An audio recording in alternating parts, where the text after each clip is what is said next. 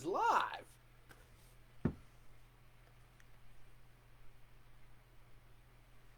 Now Yeah. live. Well, look we'll do who it live. Back together and better than ever. Welcome everyone to episode 232 of the FM Marks podcast. I'm Jay. No, you are the head of the podcast table, Yeah. Jay.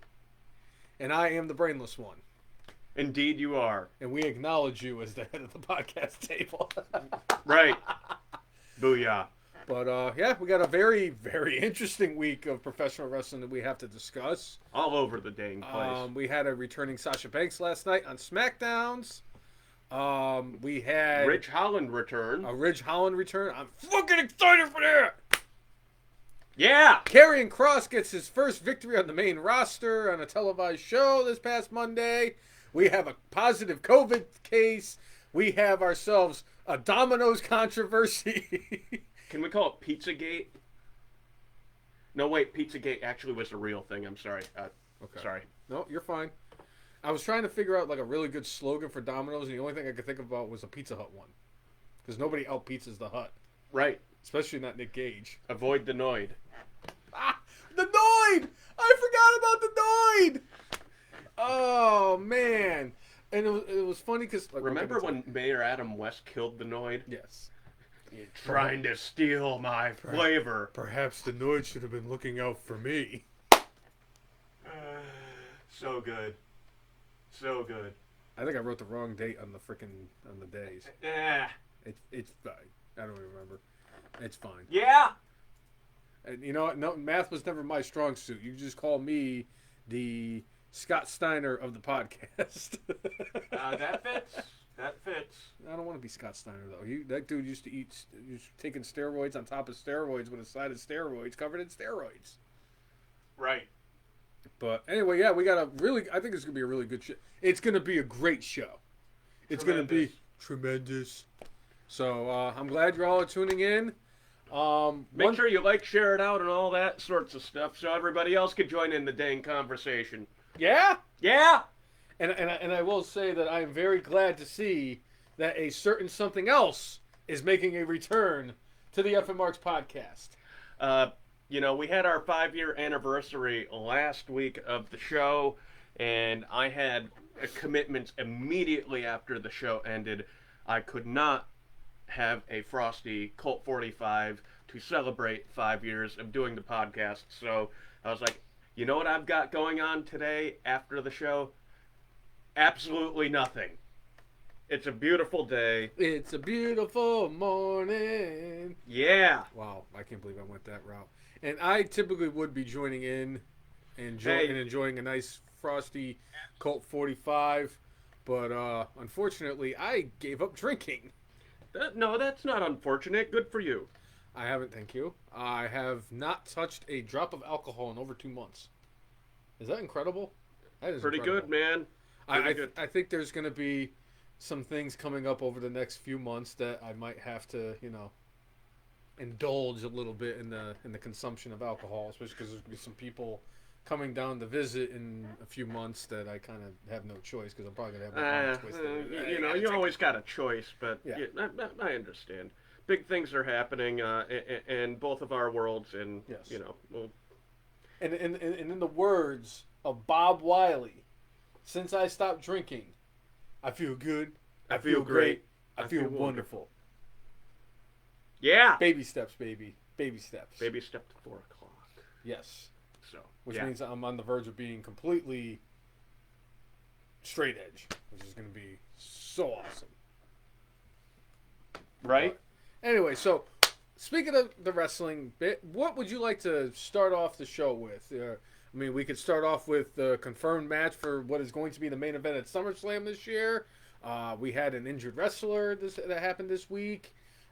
We had the positive tests. We had a bunch of fuckery on Wednesday on AEW. You know what? Let's start with the fuckery. Okay. Let's start with the fuckery. I mean, it is number one on the board, too, so that fits in perfectly. So, part of Chris Jericho's path forward to try to get a match with MJF at All Out is that MJF is handpicking opponents for him to go against in specific match types, and MJF keeps on narrowing down what Chris Jericho could do for each match. Like, specifically now, no more interference from anybody in the inner circle. Yep. By the way, I'm throwing this out there. I think Mike Tyson is going to end up interfering for Chris Jericho at some point because he's not in the inner circle. There you go. I'm just throwing that out there. But this week specifically, we had a death match on AEW television. Now, I'm not a huge fan of death matches, but, you know, they got the king of the death match, Nick Gage, and Jericho had to go against Nick Gage in a death match and defeat him to get by marker number 2 in this 5-step challenge before he gets to MJF. So Nick Gage is, you know, again, known for the death match, but specifically using a pizza cutter. During the match, they specifically had a pizza, like, advertisement going on while the pizza cutting was going on. I think that's fucking brilliant marketing. Brilliant! I will say this. Brilliant!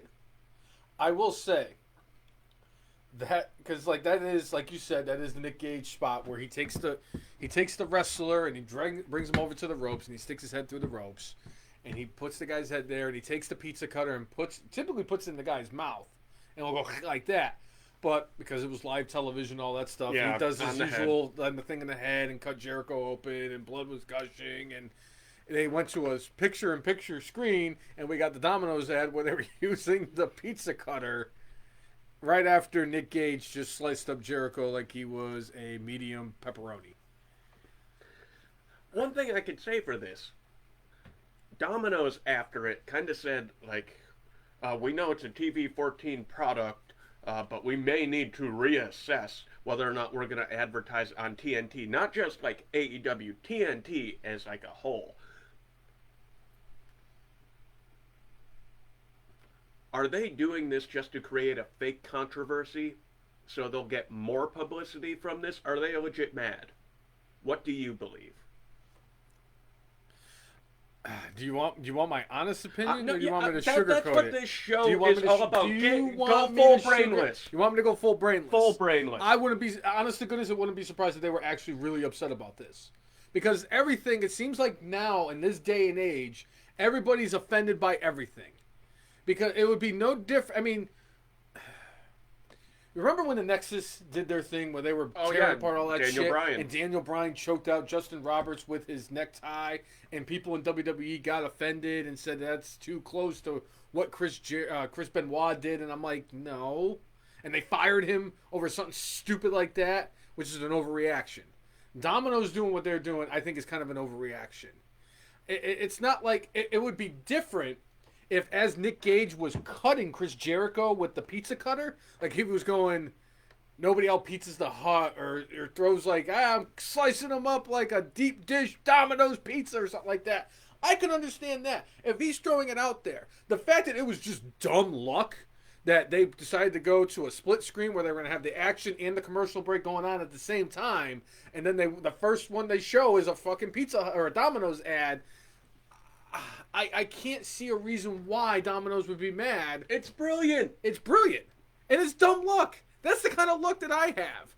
That would be like me being in the middle of having a tism over freaking Nia Jax, and then we go to a split screen and then we show a picture of Nia Jax. Tonight on Raw, Nia Jax versus Lazada Racias. Yeah, right. So I think this is an overreaction from Domino's, and I think this is just their way of just kind of like, hey, you know what? We're still here. We're not Pizza Hut or Papa John's. And it's like the old saying, and I think Vince McMahon even said it, bad publicity is better than no publicity. In general, I think that's right. In general. Yes. There are a few things that go beyond that, but I think a lot of it just comes down to, like, society has become so, in my view, overly sensitive about everything. It's like, you know what? Like, you signed up for professional wrestling. TNT knew before the match was happening that the match was happening. Domino's knew that they were signing up, and part of their product was going to be displayed during a TV-14 TV show that has sometimes had blood and guts on it. Mm-hmm. It's not once. Right.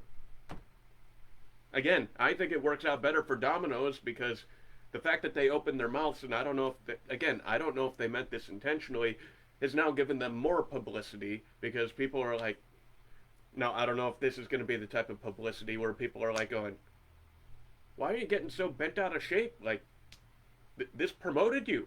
Mm-hmm. So, I know Jericho came out and said he felt that Domino's was, taking it a bit too far. Of course they were. But, what are your thoughts out there on the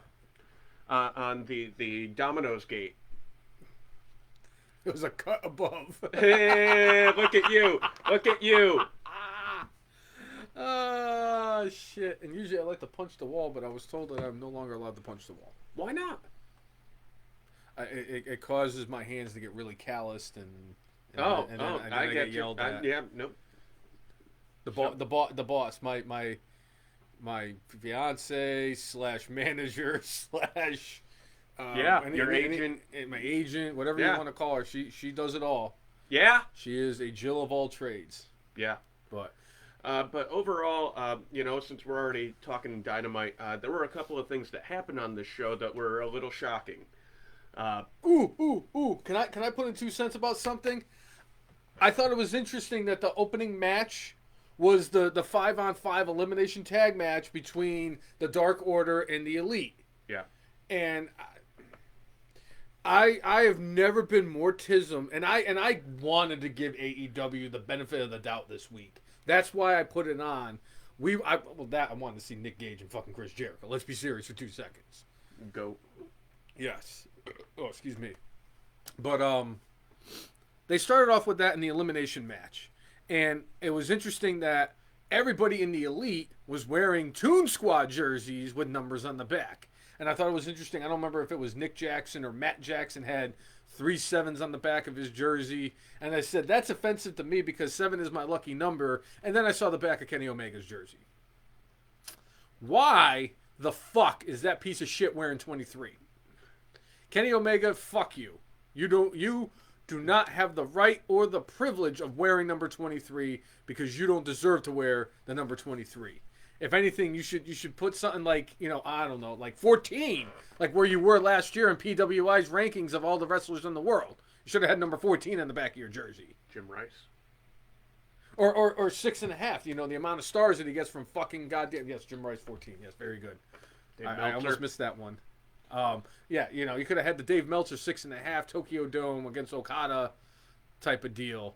I had a... So what do you think specifically about the outcome of the match? I thought it definitely shows that the Bucks and Omega are in this for themselves. I'm sorry. The fact that the 3 of them and Cody Rhodes went into business with Tony Khan and all this stuff, and I will keep saying this about Cody Rhodes, and there is a lot of backlash about Cody Rhodes on social media. I don't like that. Because at least Cody Rhodes is going out there and doing things and like, okay, I don't need to win this thing. I'm going to put this person over, or I'm going to put this person over. I got a young star in MJF. I think it would be better if I put him over. Sure. I'm fighting Lance Archer. I'm fighting Brody Lee. He's doing it all the right ways. Kenny Omega's being the champion, and he's derpity derp derp derpity derpy derp. And I hate the fact that... Yeah, I don't like Kenny Omega because he's not the total package. You don't have all the qualifications. Yes, he's not Lex Luger. Very good. You see what I did there? I do. But like the Young Bucks, I don't think there's anybody who's a bigger fan of the Young Bucks than themselves. And just I wanted to puke during that triple fucking super kick that they hit. And I'm gonna tell you right now, they got themselves a stud in Hangman Page. And I really was pissed off that obviously, somebody had to lose that match. And either the guy who's going to be the number 1 contender, which is Hangman Page, or the champion was going to either eat a pinfall or submit or anything like that. Obviously, they went the way that they went, and they had the Elite go over on the Dark Order. But I had a problem with that, especially because you knew once you found out it was an elimination match, something that I know bothers you or something that bothers me is going to happen because either a champion, granted it's not a one-on-one match, but a champion losing, getting pinned by the guy who's the number one contender, or the fact that, like what happened where Hangman Page ended up losing the match, doesn't make them look as strong heading into his title match against Kenny Omega. But the thing is he doesn't have a title match against Kenny Omega. That's what this match was for. I'm going to disagree with you here. I like the fact that they're going to have Hangman Page continue to chase. At this point, storyline-wise, Kenny Omega is not in a position to lose. Like, he's the belt collector. And he needs to continue to have the belts, I think, for a bit longer. As much as, like, the crowd is super behind Hangman Page right now, getting that match, if he went against Kenny Omega at All Out, he would have to lose. And they don't want to do that. What they did here is they did not make Hangman Page look weak. And they didn't make Kenny Omega, he looked like a heel champion. Yep. Cheating to using his belt to bash Hangman Page to avoid the man he clearly does not want to go against. And what this ends up leaving us with is like, well, one, what the hell is the main event at All Out? Yes. There's thoughts of possibly Christian Cage, because right now he's number 3 in the rankings. Mm-hmm. Jungle Boy is 2, but he just faced Jungle Boy and beat him. Orange Cassidy's number 5. You can't have him, he recently lost in a triple threat match for the title. It seems like Cage is probably the most likely person to get that opportunity, although right now he's, kind of in a tussle with Matt Hardy, and it seems like that would be a more appropriate match for All Out, but All Out's in Chicago, and they like to bring in people to go against the champion. I mean, I think if CM Punk goes against Marco Stunt, I think, Marco Stunt, we could hotshot him up, on Rampage. He could go against Marco Stunt on Rampage, beat him, and face a couple of local competitors, maybe pull off a victory against QT Marshall in there too, and he's right on track to fight Kenny Omega for the title. But, All Out and Double or Nothing are their 2 signature shows. Mm-hmm. And if, like, Kenny Omega going against nobody at this moment, and you're a little over a month out, how are you going to build up what's supposed to be your main event without an opponent, unless they figure out some different way to get Hangman Page in? But, it seemed pretty definitive, like, if Dark Order and Hangman lose, they don't get their title shot. Well, if you look at it like on the flip side to what AEW's competition is now is WWE. I cannot believe I'm saying this. But for months, we were speculating that John Cena was going to return to fight Roman Reigns for the title at SummerSlam, which was going to lead to that, which was eventually going to lead to Roman Reigns and The Rock and all that stuff. Then there was all these rumors that, John Cena's not going to be coming back, trying to kind of smoke and mirrors, pull the wool over our eyes type of deal. It's smoke and mirrors. Exactly. And the fact that, Cena came back, went face to face with Roman Reigns and challenged him to a match at SummerSlam, and then Roman Reigns is like, I can't see you, so I can't be challenged, I'm not going to accept your challenge. And then Finn Balor came out. So this was causing a lot of people to go, wait, I thought they were doing Cena versus Roman at SummerSlam. Now they're going to have a contract signing like they did last night on SmackDown for Finn Balor versus Roman Reigns. And so a lot of people were trying to figure out what the fuck does this mean going forward for the Universal Championship. Right. So it's going to be interesting to see what they do going forward with the AEW title because, like you said, Omega is the belt collector, and right now is not the time to take the title off of him. And, they've already sold the tickets as far as being in Chicago, and they're sold out. But if you're talking about people putting their hard-earned money into a pay-per-view, Kenny Omega going against nobody right now. That's supposed to be the thing that gets you in the door. So they're going to have to certainly, like, surely there's ways they could figure out to get Hangman Page back into the match, possibly writing-wise. But again, I almost feel like right now they should hold off. Hangman already lost to Kenny Omega, what was it, about a year ago? About a year ago, yeah.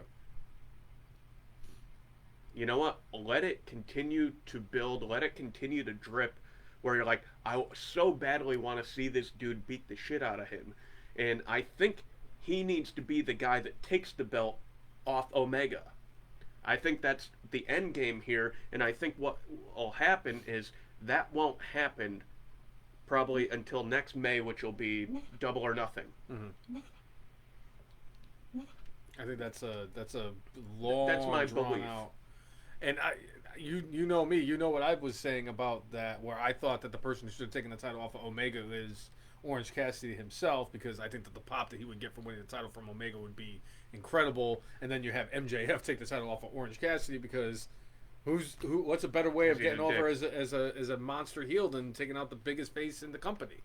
And then you have Hangman Page come in there and take it from MJF, but in his buckshot lariat. But that's just my feeling, because right now, the person who has more momentum is Hangman Page. He has more momentum than Orange Cassidy has. Right. So I would say Orange Cassidy is, but like, I love Orange Cassidy, but right now Hangman Page is, the guy that the crowd outside of Cody and Sting, that like the crowd is like.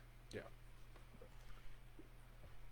It was also interesting on Dynamite this week. The Darby Allin teased CM Punk is part of Rampage, and just talking about how he wanted to have like a match against somebody, even if they believe they're the best in the world.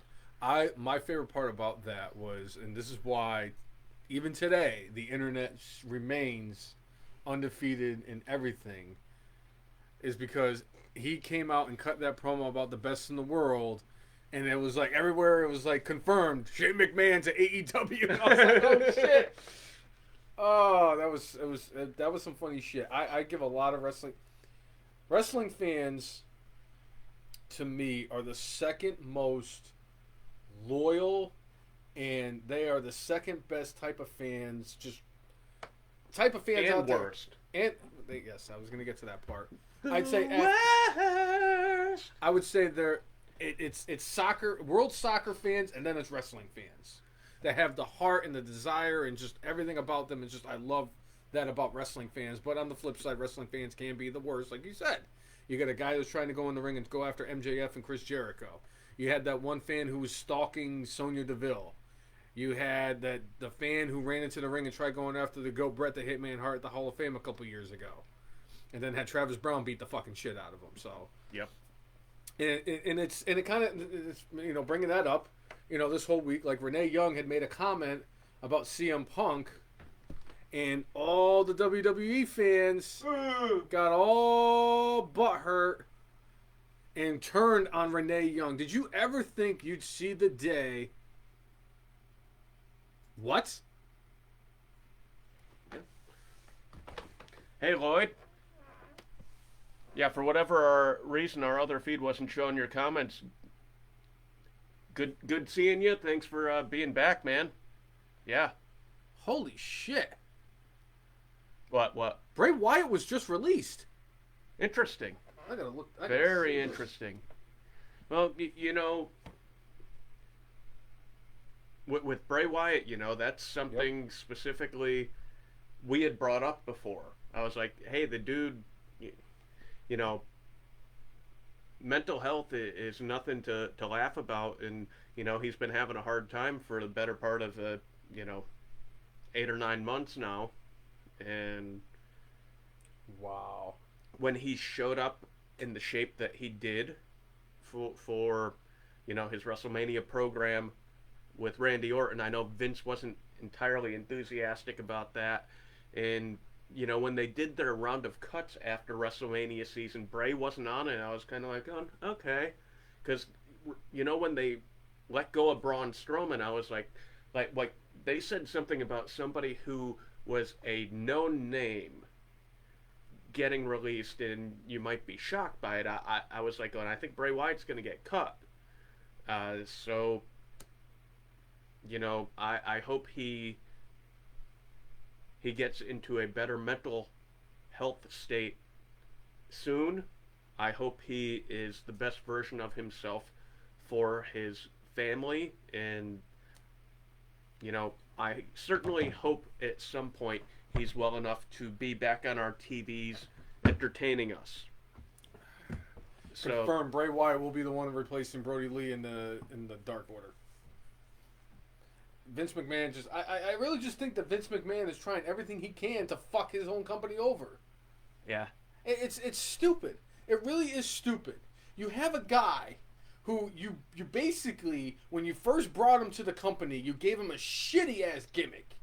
Husky Harris. He's Husky Harris. He's a tank with a Ferrari engine, and I'm like, oh, okay, that's kind of stupid. Then it came out that he was Mike Rotunda's son, and it's like, all right, people, obviously he's got talent because his dad was talented, and then you get rid of him from the Nexus, and then you put him back down, and he repackages himself, and that gimmick, I don't remember what the hell it was, but then he repackages himself again as Bray Wyatt.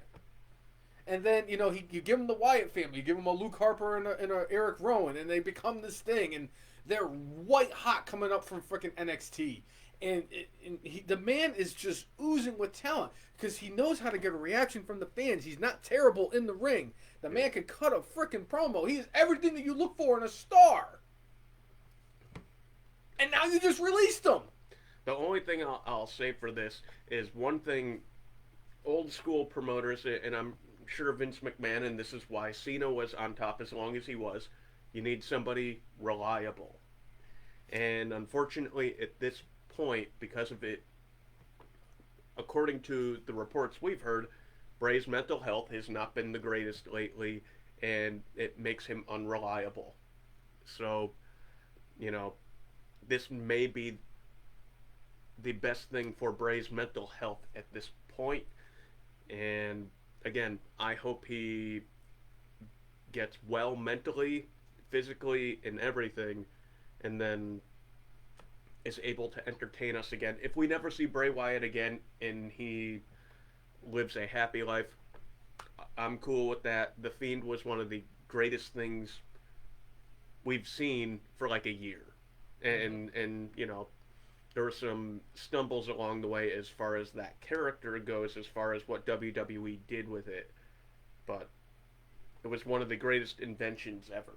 I need to make enough money so I can buy WWE, because the first thing I'm going to do is get rid of that old geriatric fuck.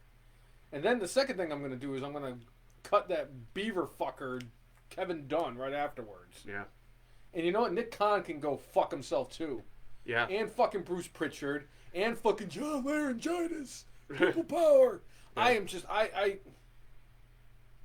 It gets harder and harder as a wrestling fan to keep watching the product. And it's not just WWE. I'm sorry. AEW, yes, it's something new. It's something fresh. It's something different. But there are aspects about AEW that is way too similar to frickin' WWE, if you ask me.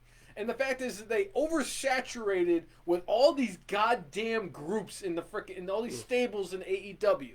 And the fact that every other match has some kind of a run-in it. And, oh, look, how many guys in this roster are actually from WWE? Oh, we got Malachi Black and Miro and all this stuff. To be fair, for the better part of 2 decades, WWE was like the only game in town. Well, I agree. So, guess what?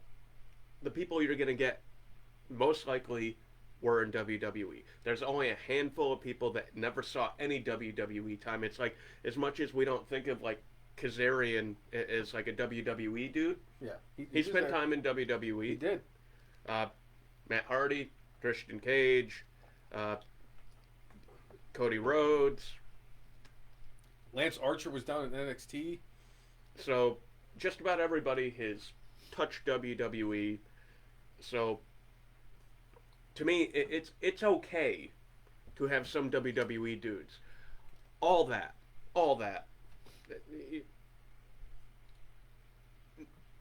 no wrestling promotion is going to be 100% perfect for everything you want to see as a fan.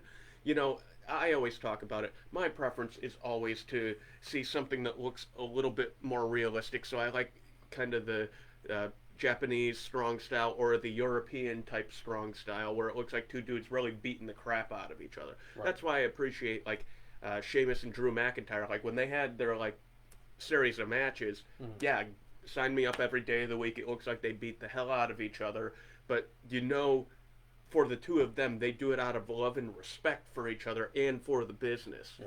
So,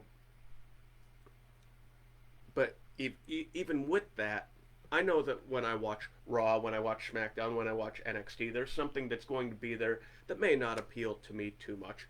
AEW, same thing, but I just like having choice. All right, if I think this is trash, I'm going to turn it off. Well, my whole thing is that AEW, when they first came about, was, hey, we are all about giving opportunities to guys who have worked in the independent scene who don't get the television exposure, Kenny like Omega. The guys that you know, the John Cenas and all those guys, you know. I mean, you had Kenny Omega and the Young Bucks, and you had Hangman Page, and you had, you know, nobody knew who the fuck Orange Cassidy was until he went to AEW. I mean people knew, but nobody knew really of like Orange. I didn't know who Orange Cassidy was until he walked into AEW. Like I knew who Kenny Omega was because I knew who Dave Meltzer is. I was familiar with Jungle Boy, but like had not really seen him perform on a big platform. Same thing with Joey Janela, and when they had what was the guy who used to look like the bad guy from The Fifth Element? The dude who has a lot of issues because of what he was doing. What the fuck was his? I forget his name. He was another guy. Jimmy Havoc. Jimmy Havoc. I love that name, by the way. It's a great name, but like you know, like Frankie Kazarian and Chris Daniels and like Scorpio Sky. Who the fuck knew who Scorpio Sky was? Like we did because we're real big wrestling fans and we know like all these guys, but like the casual fan's not gonna know who those guys are. And I thought that was the best part about AEW when they came about was they're giving these guys like, who the fuck is Peter Avalon?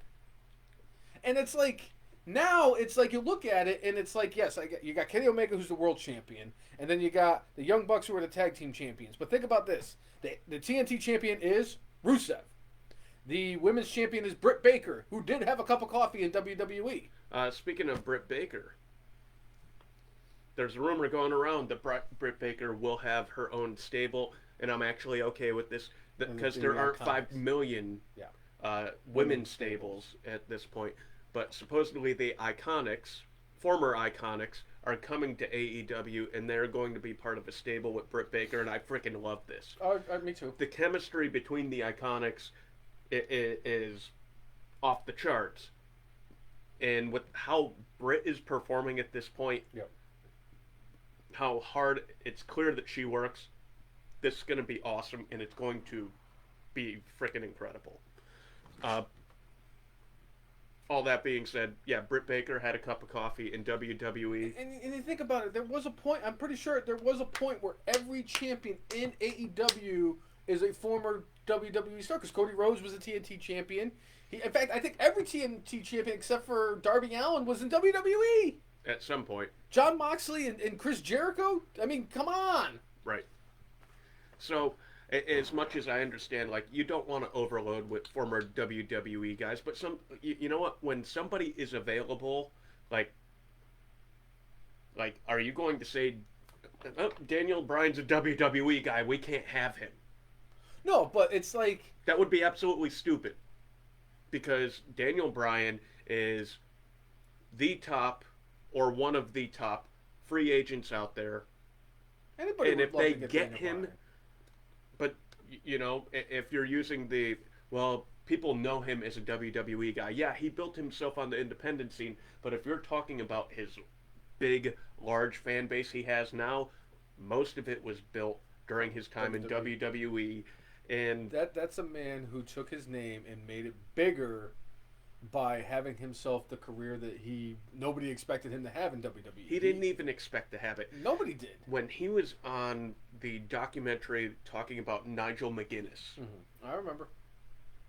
Nigel wanted to be the big star. Wanted to be in WWE and wrestle in a WWE match more than anything in his life.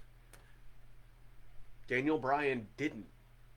Daniel Bryan loves grappling and loves being in front of the crowd, but he loves pro wrestling as an art more than anything else.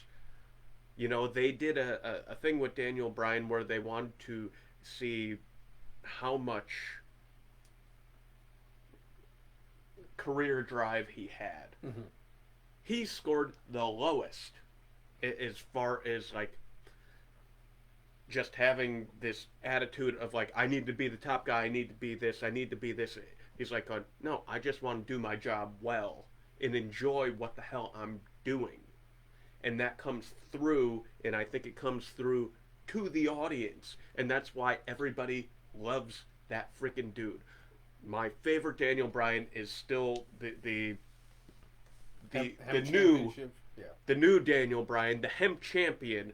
I was convinced when he came back, there's no way this dude could ever turn heel, and he used that to his advantage to make the greatest character in his career.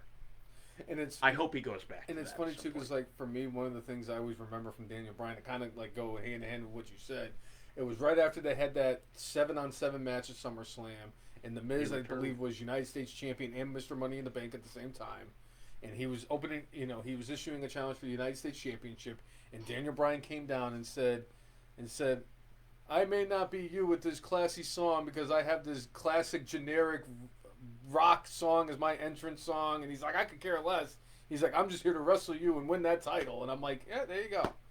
And it's like, he's so good at what he did. And for me, in the last 10 years, there's not a bigger star in professional wrestling than Daniel Bryan. Roman Reigns, he's main evented more WrestleManias. I understand, but that's also by like who's going to book you in a certain way. Daniel Bryan main evented in probably the most epic main event in WrestleMania, almost any WrestleMania, other than maybe like Hogan slamming the Giant at 3. The only thing that competes against that is Daniel Bryan had to take 3 years off. True, and that's because of my boy, prematurely tried to end his career. And that's one thing I have to live with as a Sheamus fan. But. Right. But overall, as far as AEW goes, like, I know that, like, it's skating that fine line of trying to not be WWE light, but also, as Lloyd is saying, bringing in people, faces, and names Like, I think as far as, like, Mark Henry and Paul White, a.k.a. The Big Show, they've done a great job of, like, we have signed these people. We're not going to just overutilize the fact that we signed them and put them on TV every week because they're in WWE and people remember them for that. I think they've done a good combination of utilizing who they were in WWE to bring AEW a little bit of publicity, while also, like, not like a WWE guy. It's like Paul White sitting there on commentary, and more or less you got Mark Henry helping out behind the scenes and doing stuff along talent scouting and things like that. And I know Mark Henry at some point said he wants to have a match. All that being said, I appreciate the fact that, like, hey, we got Mark Henry, hey, we got Paul White. We're going to show them for a few weeks, and then they're going to settle more into the background for now. One thing, and this is how I like to devil's advocate my own self.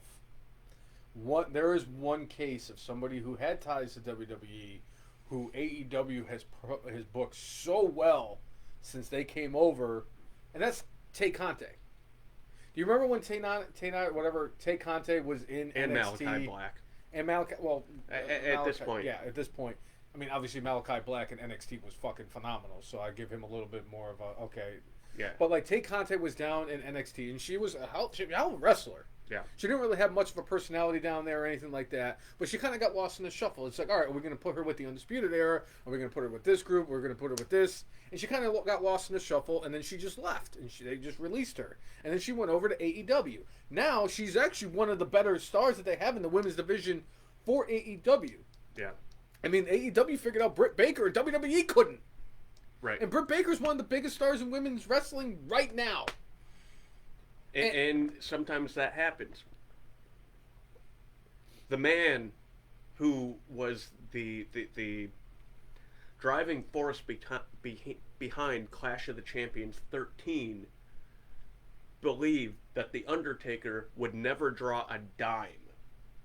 And that's why he wasn't offered an extension by WCW. Ole Anderson and other folks in the top brass of WCW didn't see money in Mark Calloway, a.k.a. Mean Mark Callis, and didn't want to re-sign him because, sorry, you're big, you're athletic, but we don't see people paying money to come see you.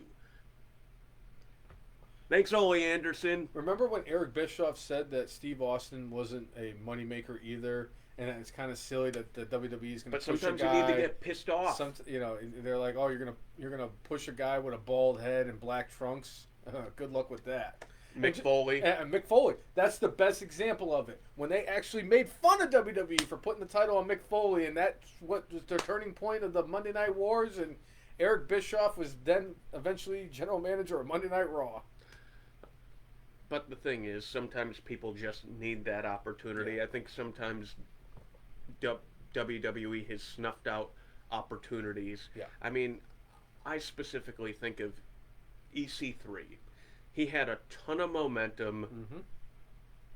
They brought him to NXT, and clearly, like, they were going to do more with him in NXT, and for whatever reason, they called him up to the main roster. He was kind of showcased for a week or two, and then Vince McMahon's like, "Hey, pal, isn't this that Derek Bateman guy?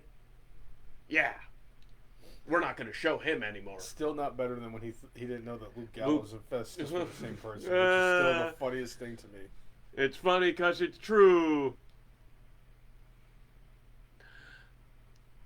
Yeah, Lloyd, Stone Cold actually has said, in probably the last decade, he understands why Bischoff fired him, but he also understands at this point, if Bischoff didn't fire him, that wouldn't have pissed him off to the point that he was to go and become who he needed to become. Yep.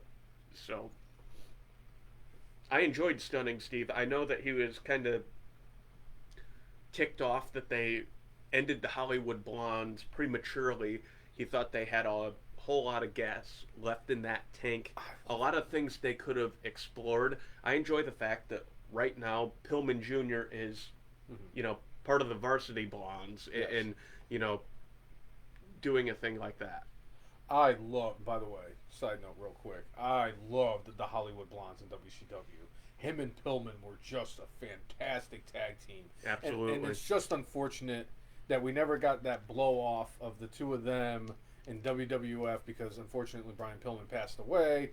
And I'm still convinced to this day that Brian Pillman and Steve Austin would have had a phenomenal match. Even though Pillman's ankle was all fucked up from that motorcycle accident that you he don't suffered. need to, Pillman at the early part of his career was, Flying Brian. Flying Brian Pillman! And JR always bringing up how he won the Courage Award as part of the Bengals. Yep. Every match. But you don't need to do all that stuff to have a great wrestling match. The fact that Brian Pillman went through the Heart's dungeon, he could have had a great match without doing the flying stuff. Agreed.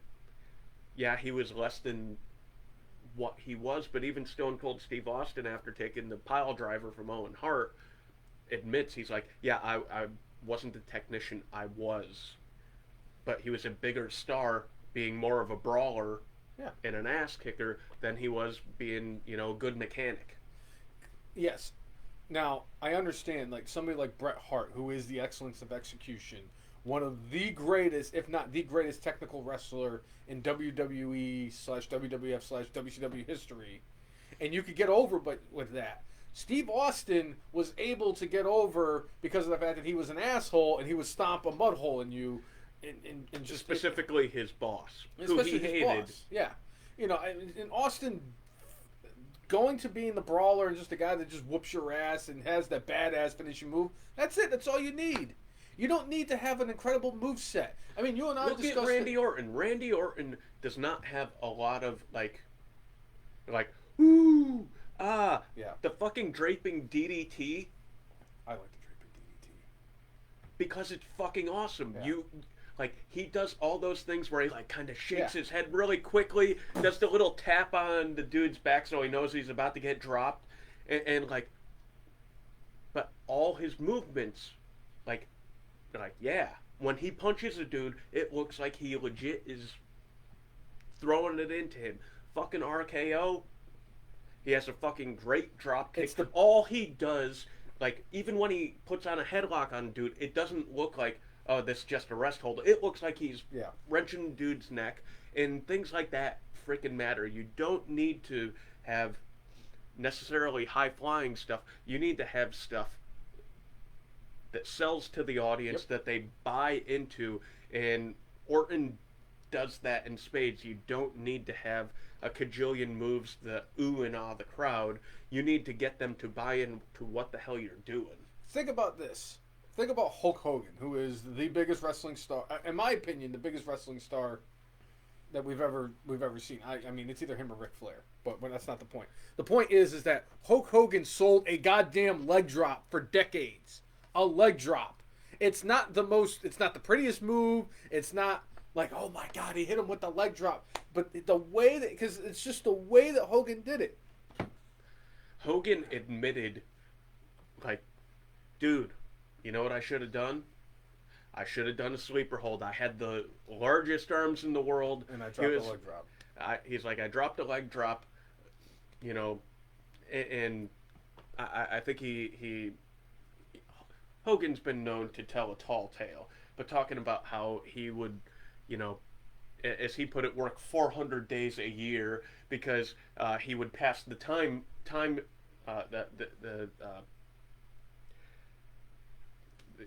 you basically go, what the hell is it called?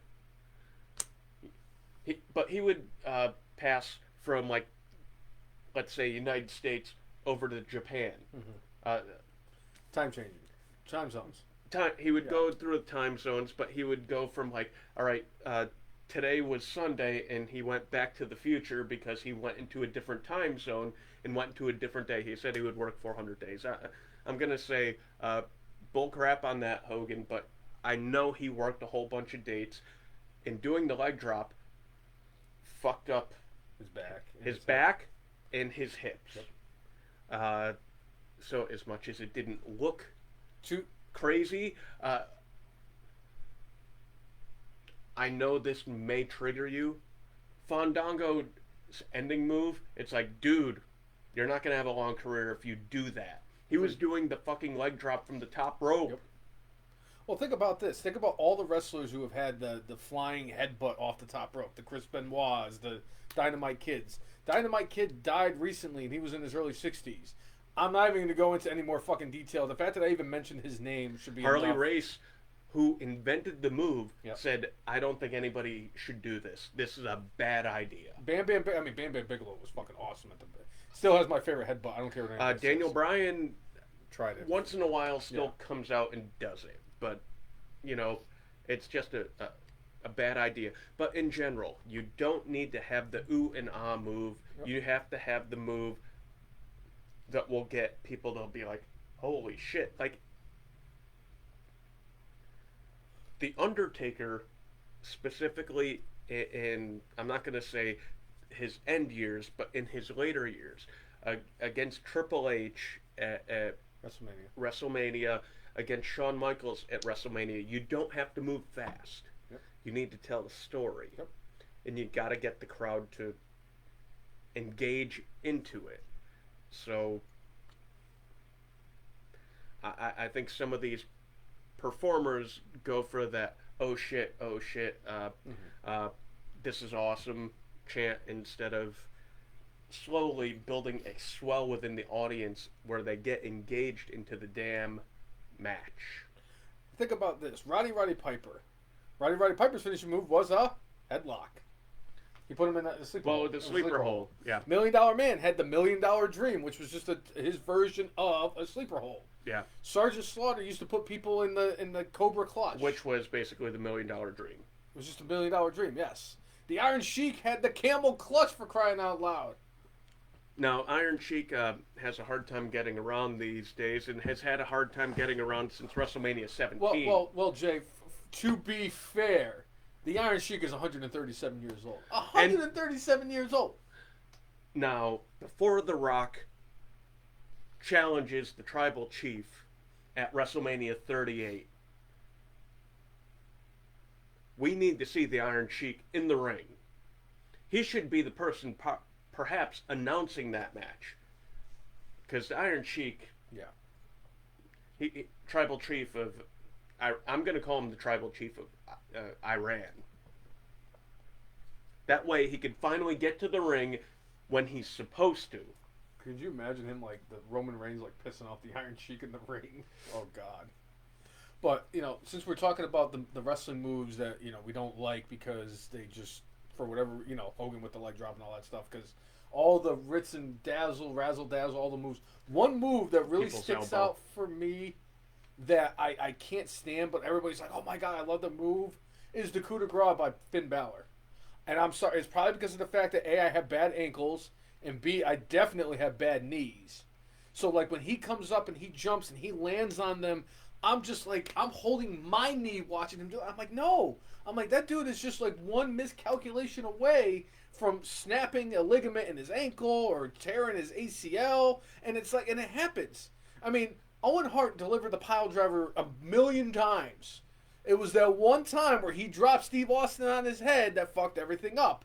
The same thing with D'Lo Brown. How many times has D'Lo Brown powerbombed somebody? It just took that one time where he dropped Draws, and Draws is now paralyzed, and he's been paralyzed for the last 20 years. Yeah. Because shit happens. It ain't ballet. They're not performing ballet. So I'm sorry. I as much as I love like the curb stomp and the RKO and I love the flying headbutt when Bam Bam Bigelow did it. At some point you need to like use some common sense and like if I keep doing this, I could either severely injure myself or somebody else, or I can shorten my career. Even though this is so cool. Like as much as I love watching Ricochet hit his 910 or whatever the fuck his finishing move is, the 540. It's like eventually Ricochet is going to come back and bite Ricochet in the ass because it's like what we say about the leadoff hitting center fielders. Once you get to a certain age, your body starts to decline. And these guys who do the moves like the Ricochets and the Mustafa Alis and the Will Ospreys, eventually their careers are going to come and just come to a halt. Well, getting a little bit into one of my favorite parts of this week of wrestling on WWE, Reginald, his entrance to the ring and all the things he does because of his background in Cirque du Soleil, he's freaking incredible. Oh yeah, I love it. As far as all the somersaults and moves he could do, but it's like, dude, how long can you keep that up? R-Truth with a microphone during a match. It's one of my favorite things that has happened recently in professional wrestling. I also appreciated, although it's like an R-Truth shirt, I don't know if everybody picked up on this, the R-Truth shirt is the same colors as the current John Cena look. Because John Cena is his childhood hero. And is his friend. Yeah. John Cena is my friend. And then like 2 months later, I never liked you, John Cena.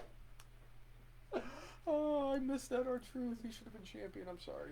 He should have. But like, yeah, just like what we were going. Like, remember Ricochet's performance at Money in the Bank? As awesome as it was, like he did, where they pushed him off the ladder and he springboarded and landed on those guys. Fucking awesome. It's fucking awesome. I love shit like that. I love watching shit like that. But it's like, dude, you're 30. You're either 32 or you're going to be 32 this year. Eventually, you have to figure out. Because I figured it out. I'm in my late 30s now. I can't do things that I used to do when I was in my 20s, but. So, to be fair to Ricochet, I'm going to pull out Mick Foley for this. Go for it. Mick Foley realized he wasn't the most athletic dude out there. That shouldn't have taken long. And I love Mick. I love but Mick. The thing is, Mick Foley realized what he was and what he could do and what his body could take. Yep. And he always wanted to tell the story and tell the story the way he could tell it. And, you know, he's done interviews where he talked about, like, hey, I'm going to be the third from the top heel, or I'm going to be the third from the top face. Great. I'll take that.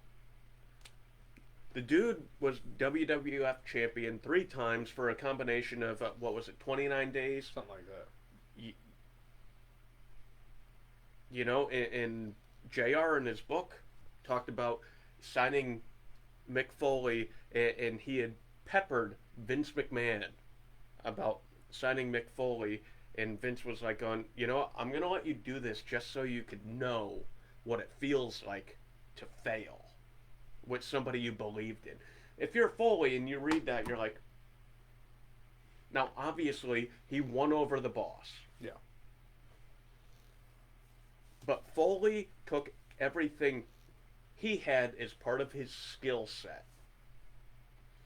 Part of which was the ability to absorb about as much punishment as you've ever seen a human being inflict upon themselves in a wrestling ring. Yep. So I can understand Ricochet.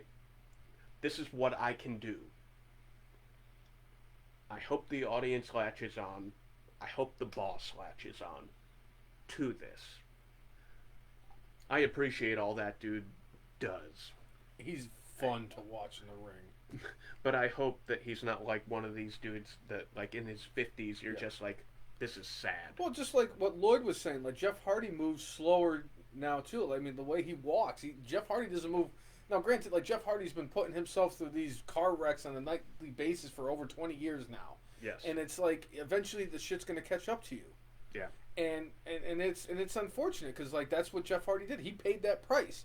But you know what? If you think about it, Jeff Hardy. If you ask Jeff Hardy if he would do it all over again, he would say 100% he would do it all over again. And speaking of Jeff Hardy, so he was part of a storyline that now has since been diverted. Jeff Hardy this week did test positive for COVID. And certainly, as far as all that goes, like, I hope he gets a full and speedy recovery from this. But the storyline that they apparently were attempting to tell after he defeated Karrion Kross, he was supposed to defeat Karrion Kross again. And storyline-wise, on the main roster, what they were trying to tell was, after a few losses to Jeff Hardy, Scarlett was supposed to be introduced. And how Scarlett, I would say similar to Paul Bearer in the Urn, were the things that would extract everything that Karrion Kross is and was in every way, shape, or form. Thank you for playing that visual in my... You're welcome. Do I really want to go there, or am I going to lose viewers for this? Could you imagine? Because you remember how it was with Paul Bearer? It was with the urn, and now it's like Scarlet. It's yeah! Could you imagine, like, she's holding a certain part of her, like, here, hey! This is what was making you happy, Karrion Kross! This is what was driving you the to Jeff be the Bezos rocket? The one that looks like a penis? Man, it looks like somebody's Johnson. We have that under control, right? Yes. Hey, that looks like a big tallywhacker. Boobs! What was that, Ozzy? No, by the way, Ozzy Osbourne. Yeah. But yeah, that's that on Monday Night Raw did kind of upset me too, because they had an opportunity there where they could have done Karrion Kross right or wrong or whatever it was. But the fact is that they put him in a match against Keith Lee. Keith Lee, who's been MIA and on milk cartons for the last 4 months, kind of like me in a certain fantasy football league, but that's another story. Yeah. But so they Keith Lee came back last week, got obliterated by Bobby Lashley in a title, fighting the champion and everything. So they booked Keith Lee versus Karrion Kross, and what happened? Karrion Kross went over on Keith Lee. Two guys who really don't need a loss, either one of them.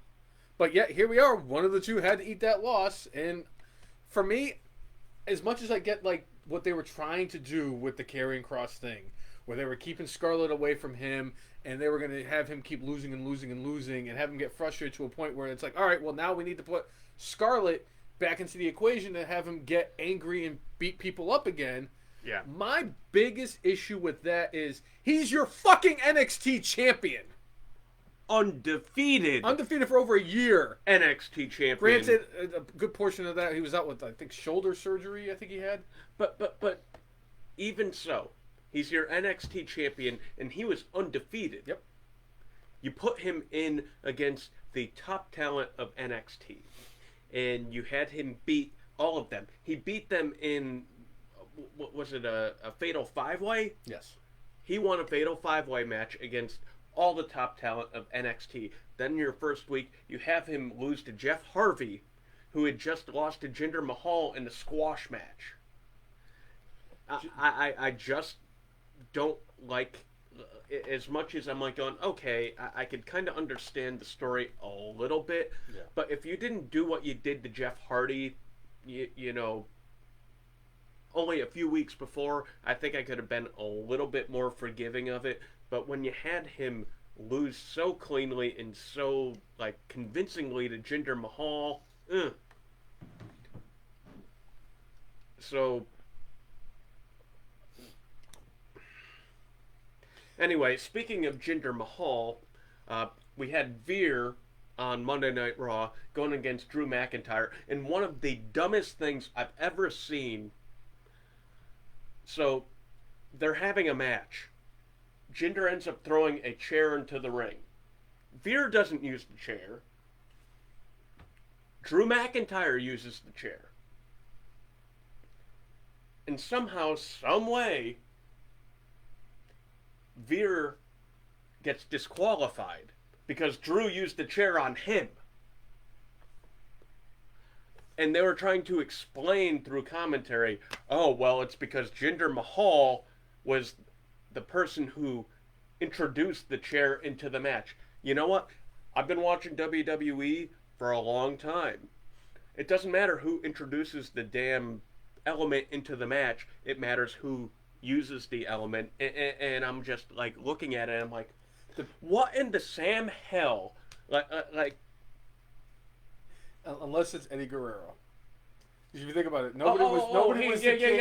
That's he one would of the fall reasons to the why ground I and love leave the chair on Eddie Guerrero, because that was an Eddie move. I don't care. I know a lot of people have been using it lately. Like even Chris Jericho, I believe, won the United States Championship that way from Roman Reigns. He used the whole Eddie Guerrero, but that's an Eddie Guerrero move. I don't care what anybody says. Eddie Guerrero defined that move. He was Sasha the king Banks of it. used it. Yep. And But, we've seen it a few other times. I agree with you. You would think that even though the guy who introduced the weapon into the match should not have been the one that got his guy disqualified. It should have been the guy who used the weapon in the match. That would be like if in the middle of this, you bust open the Colt 45, and instead of you drinking it, I drink it, and then I'm drunk. You're drunk. I'm drunk. That's the best way to put it. Yeah. Thank you, WWE, for your extremely thoughtful and well thought out booking of this match. I still appreciate the fact that we got the Jinder against Drew McIntyre, who was very recently the WWE champion, who was in the main event picture up until a month ago. They brought back the Jinder to go against Jeff Harvey and win a squash match, and then had nothing for him for like another month.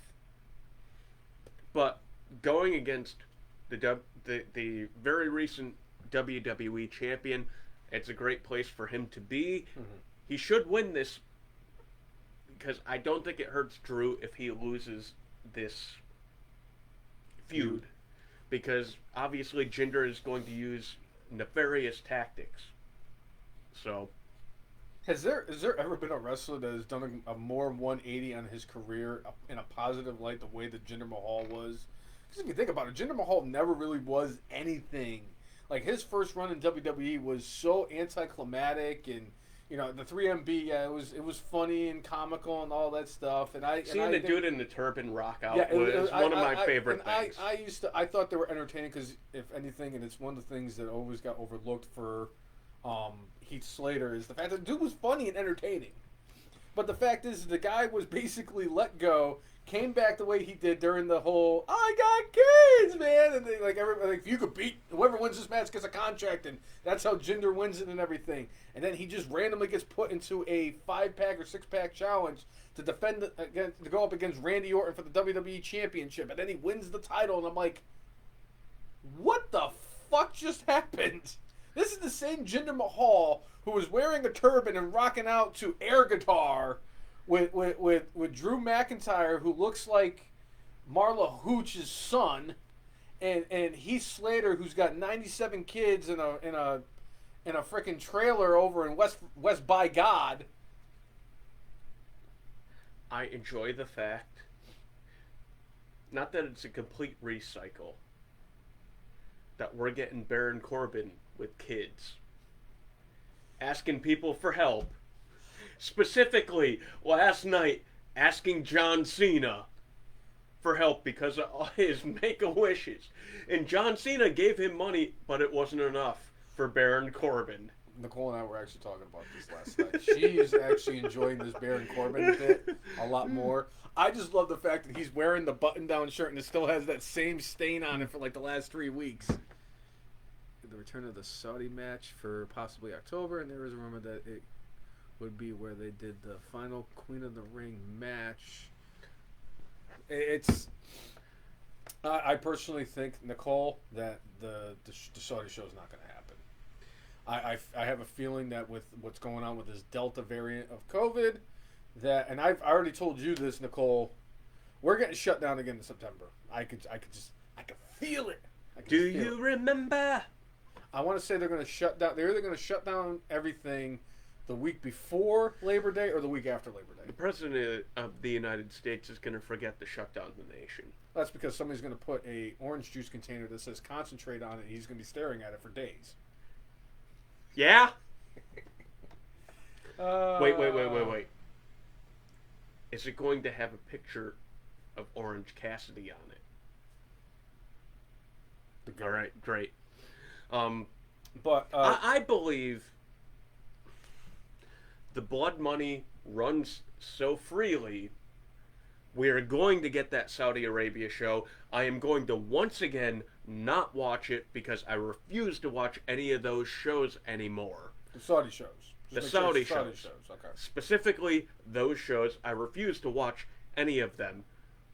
But the Queen of the Ring, despite the fact that Triple H and I think a couple other people in WWE kind of downplayed, oh yeah, we're not ever going to do another women's only pay-per-view.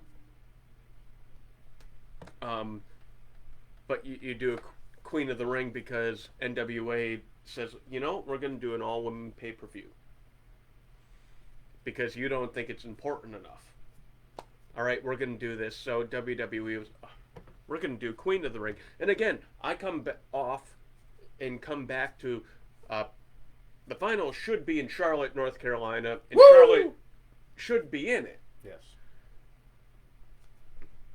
Now, as far as the whole historic nature of it, yes, they've had one women's match in Saudi Arabia, and with the way Saudi Arabia has their rules for what women can and can't do in their society, I understand kind of the metaphor and the symbolism into it. You want to sit there and like, hey, we're going to have our Queen of the Ring tournament. We're going to have it end in Saudi Arabia. We're going to put like a big stamp within that culture of like, this is important to us and this should be important to you. As much as I understand that, again, they allegedly, I believe firmly, the Saudi government had a journalist killed because they spoke out against the government. The government is the one who has the contract with WWE. I just won't be akin or a part of anything that has anything to do with those shows.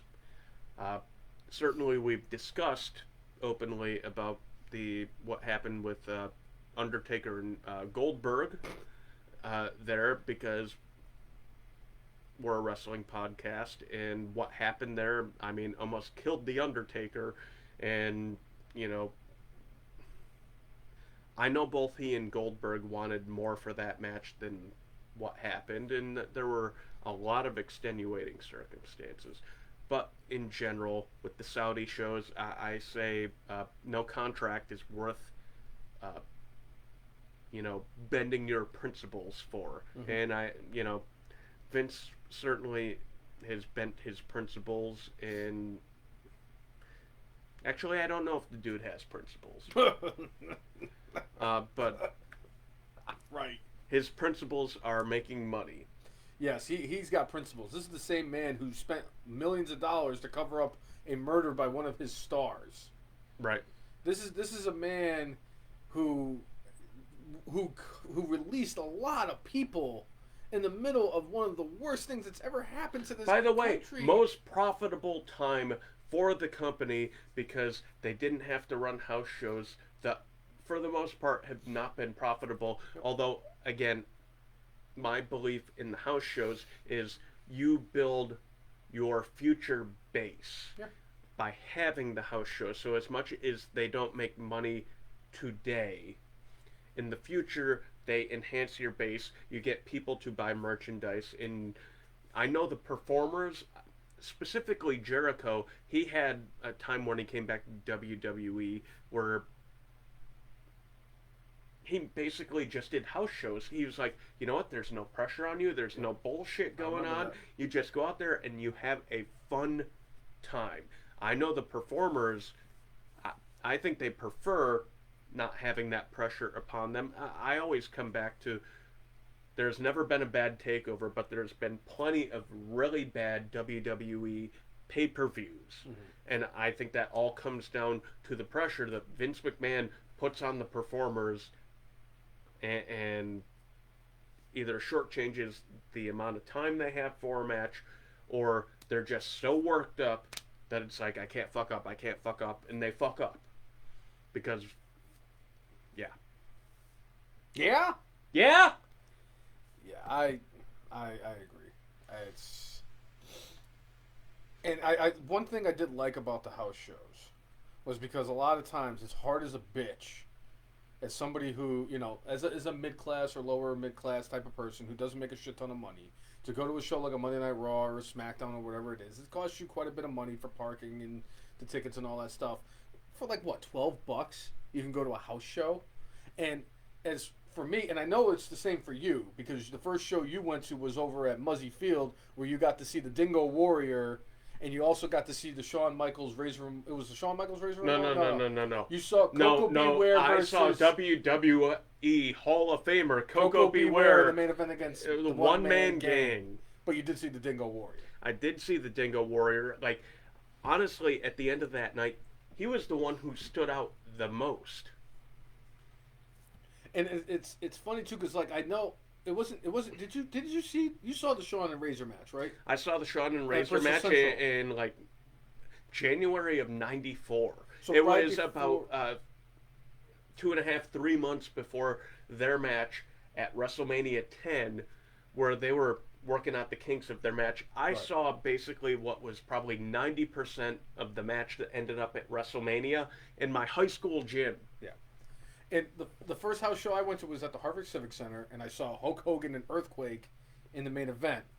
But I also got to see, I want to say it was the first match I ever saw was the Bushwhackers versus the Orient Express. By the way, my dad, who really dislikes professional wrestling, loves the Bushwhackers. The fact that they like lick people's heads and like By the way, WWE Hall of Famers, natural disasters aren't there. Money Inc. as a team is not there. Mike Rotunda, not there. Demolition, not there. Midnight Express, not there. Nasty Boys, not there. So, anyway, that's the FU to the WWE Hall of Fame for this episode. Jay, Clash of the Champions 13 again. Well, while we're at it, why don't we just bring up Slapjack randomly? Yeah! Yeah! Slapjack, the GOAT. Right.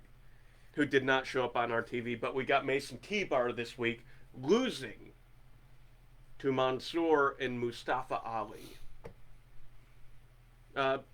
Hey, you know what? At least storyline-wise, you're like, all right, Mason T-Bar still have a thing with Mustafa Ali, and I appreciate Mansoor. Mm-hmm. You know, he's talented, and putting him with Mustafa Ali, and they still have Mustafa Ali in the company, and have him, the two of them team up to be Mason T-Bar.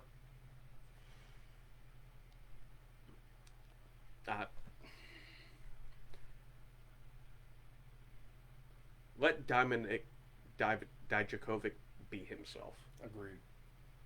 For the love of God. Anyway. And bring back Slapjack. Absolutely. 100%. Agreed. Anyway. We have gone so far off on a tangent. But it's cool. I thought we had a really great conversation. We did.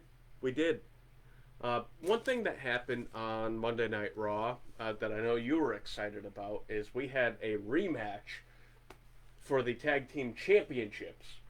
No, I was not surprised by that. Love the Viking Raiders. Same. They just lost the championship match. They shouldn't get a rematch. But they did. There are some people out there, I think, with a really distorted version of reality that they say Omos is far worse than the Great Khali. Which, to me, is completely jacked up. Great Khali, WWE Hall of Famer, the Great Khali. Hold on, do we have anything in here that you can hit me with like a blunt object? I've got plenty of them in here, man. You know, Jay, just take this flashlight. I'm gonna take my hat off. I want you to hit me here as hard as you can, because that's going to hit you in the brain spot. But that's the thing. That would be less painful than people saying that the Great Khali is better than anybody in the ring. Omos is like, he's not AJ Styles in the ring, but for his size, like, he is pretty good. He's better than the Great Khali. He's better than El Gigante. He's better than Nails. Hell, I'd say right now he's better than the Big Show. Right now. He's better than the Big Show. He's better than late stages in his career, Andre the Giant. Guess what? Andre the Giant, even though he couldn't really go in the late stages of his career, had such a following, it didn't frickin' matter. Yep. He knew how to build up a match. As much as Steamboat and Savage stole the show at WrestleMania 3, the moment Hogan that sticks out is Hogan and the Giant got them in the building, and that was the moment that they had been building up towards. So Omos is good enough in the ring. Him being with AJ Styles is perfect. The fact that they beat the Viking Raiders cleanly at the pay-per-view, why are the Viking Raiders getting another opportunity? They shouldn't. I love the Viking Raiders. They should not get another match. That's because they don't have anybody else in the tag team division. Speaking of having nobody else in the tag team division, Natalya ended up getting hurt on Monday Night Raw. Did she get in the ring with Nia Jax? No, she did get in the ring with Dewdrop, and like honestly, the spot in the match where she got hurt, it looks like a whole bunch of nothing. It really does. But you know, when you get your ankle rolled up on, you know, Natalya is going in for surgery. That's the most recent update as far as that. We don't know how long she's out for. Mm-hmm. I'm gonna say that if you have surgery, minimum a month, minimum. So I don't know if this means that they're gonna be stripped of the titles. Oh no! Remember they threw that out the window because of Brock Lesnar. It like really you don't have to do that 30 It depends day, on who you are. Yeah, Because then they take the title. Yeah, wasn't it Naomi that they took the title off of because she couldn't defend it, and then like Brock. And then Lesnar like comes the next month, Naomi was back fine to. And won back the title not too long. I think she won at WrestleMania if I'm not mistaken. All that being said, I hope Natalya has a quick and speedy recovery, and rolling an ankle, man, that sucks. Oh yeah. I rolled an ankle that took me like 2 to 3 years of like, before my ankle felt right. Mm-hmm. But going out for surgery, it's like, you know, are they going to try to do what they're doing with the Miz and Morrison right now, where they keep her on TV? And all right, well, she's going to be back in 6 weeks. She's going to be back in this time frame. I don't know. But again, wish her a speedy recovery, and you know, she's a staple of the women's division. She's still a very good performer, and we'll see where all this goes. Because what they could do for the time being, if they want to keep her on like television, is like you said with the Miz situation, where they can have Tamina wrestle a whole bunch of singles matches and have Natty be in her corner, or have Natty and the broadcast team for that one match, or they can just have them cut vignettes in the back, or you know, promos and vignettes and all that stuff. There's ways of keeping her on television and relevant as the women's tag team champions without her actually stepping in the ring and actually wrestling. But beyond that, so if she's out for a significant amount of time, this plays in part to like, why haven't you built up your women's tag team division? Who is the clear front runner to take those titles back? Oh, the Riot Squad. Oh, the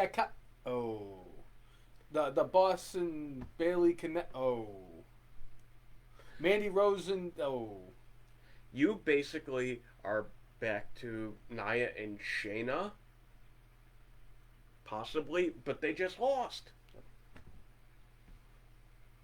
Or I mean, they now have Shotzi and Tegan Knox. So, yeah. They WWE Vince McMahon sees no money being made in tag team wrestling, and he's got 1, 2, 3, 4, 5 different tag teams, 6 different tag team champions throughout his Raw, SmackDown, NXT, and NXT UK. He's got 6 different tag team champions, which is funny because that's about how many tag teams between the men's and women's divisions on all those shows they have combined. It's 6. What's up, Monsef? Thanks for tuning in, dude. And it's like, what else are they going to do? Yes, they brought up Shotzi Blackheart and Tegan Knox to the main roster, put them in a tag team. Granted, Tegan Knox, who is just another freaking knee injury away from spending the rest of her life not wrestling anymore, and Shotzi Blackheart, who is a pretty solid in-ring performer, but if I have to watch her try to swing a chair at somebody again, I'm just going to stop watching wrestling. Yeah? And it's the same thing because like that's the reason why the Viking Raiders got that shot on Monday against the Omos and AJ Styles. Which at least this week on Raw, coming up in 2 days, we're gonna get Omos going 1-on-1 with Bro. Yeah. Which we all know because Randy Orton is Orton, expected to be back in WWE on August 2nd, which means he'll be making an appearance, which means he's somehow going to cost Omos this match, which means we're going to be getting RK Bro going up against the tag team champions of Raw. There right. you go. So I like that. At least they're going to do something with that because at least it's something which is better than nothing. Right. And anytime we get the Bro and the Randy Orton, then they just got to bring in RVD somehow and make it smoke up. Oh my goodness, that'd be the greatest thing. There's best. Sorry, doesn't have the same ring to it. And they could do that in Virginia. And It's Connecticut. legal here, man. And Connecticut. But we want them to do it here. I understand. I'm just In the Commonwealth We of gotta- Virginia. Yeah, but you got to remember, Jay, that the state of Connecticut, for all of its downfalls and all of its negative things about it, 50th best governor. and the fact that they had the 50th best governor out of 50 governors, the state of Connecticut birthed the co-hosts of the greatest GOAT podcast in the history of GOATdom, the Effin' Marks, with the Colt 45. Because if the 40 don't get you, the 5 will. Yeah. But yeah, we still got to show love to Connecticut. Right. Even if it is a bunch of land that is a highway that separates the state of Massachusetts from the state of New York. Right. Another exciting thing we had on Monday Night Raw is we had Bobby Lashley absolutely obliterating the very recent tag team champions Cedric Alexander and Shelton Benjamin, who were formerly of the Hurt Business. I understand you want to make Lashley look strong. I love the fact that Lashley used the jackhammer in the match. Not the genetic jackhammer, just the regular jackhammer in this match to send the message to Goldberg. So there are different ways you could sit there and build a dude up. Vince McMahon, you don't have to say, like, tag team wrestling sucks, and if you like tag team wrestling, I think you're stupid, because that's basically what you just told us. Yeah. By having Bobby Lashley whack 'em, stack 'em, and rack 'em like Roman Reigns. Except for it was a tag team as opposed to, like, 2 individuals. So I have nothing I could add to that. I'm sorry. I would love to add something to that, but it's like me trying to wrap my head around something that Vince McMahon is doing. I've been trying for 231 previous episodes. yeah, For the many, many years before this podcast was birthed, 5 years and a week ago. yeah. But I don't get it. I really don't get what he does. And I'll tell you, I watched Monday Night Raw. I try to get through that first hour because, you know, obviously with my work schedule, I can only get through like the first hour because it usually puts me to sleep anyway. But it's drizzle shits. That's what Monday Night Raw is. And I'm curious to see what happens at this draft that they announced was supposed to happen. Should have already happened by now, twice. And now we're getting it after SummerSlam. I'm curious to see what they're going to do. Because there is nothing in this world that needs a bigger shakeup than Monday Night Raw. SmackDown, and it's a shame, because SmackDown is such a better show than Monday Night Raw, and they're just going to absolutely obliterate SmackDown and put like Big E on Raw, and then Cesaro's probably going to move back to Raw, and all these people are going to move to Raw, and then they're going to just absolutely obliterate the SmackDown roster, or they're going to think that they're obliterating the SmackDown roster, but they're going to put people like Jackson Riker over there, and they'll put like, you know, one half, probably like Omos will be the one that goes over there after him and AJ lose the tag team titles at SummerSlam to RK Bro or something to that extent. And everybody's going to be like, oh, well, you know, Monday Night Raw made out. And then like 3 months down the road, SmackDown's going to be the more watchable show. And Raw's going to be drizzle shits because Bobby Lashley's going to be taking out like 6 midgets and Doink the Clown's daughter. So it gets harder and harder. And it just proves how much smarter Paul Heyman is than Bruce Pritchard. Yeah?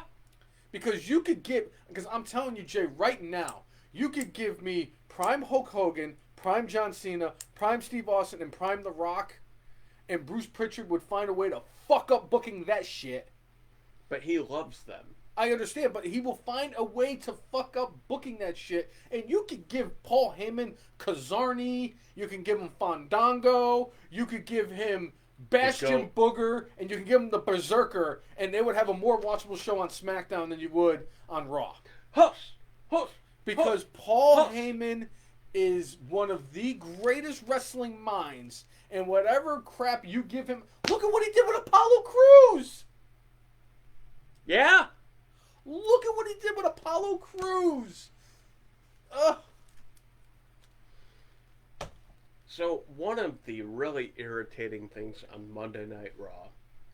Besides the whole 3 hours of it. We had Nikki, almost a superhero, Raw Women's Champion, going against Charlotte Flair. Yep.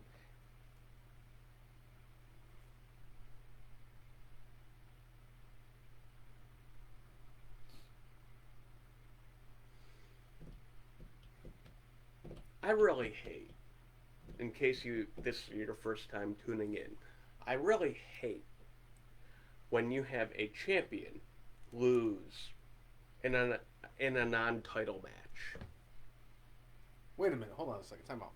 I've been doing this podcast with you for over 5 years. I did not know that you did not like it when a champion loses clean in a non-title match. It just was never spoken to me before. I've known you for a very, very, very long time. Yeah. I mean, how many? We won't even go into that. How many dead animals have happened in that time? A lot. You had to bring up those horses, didn't you?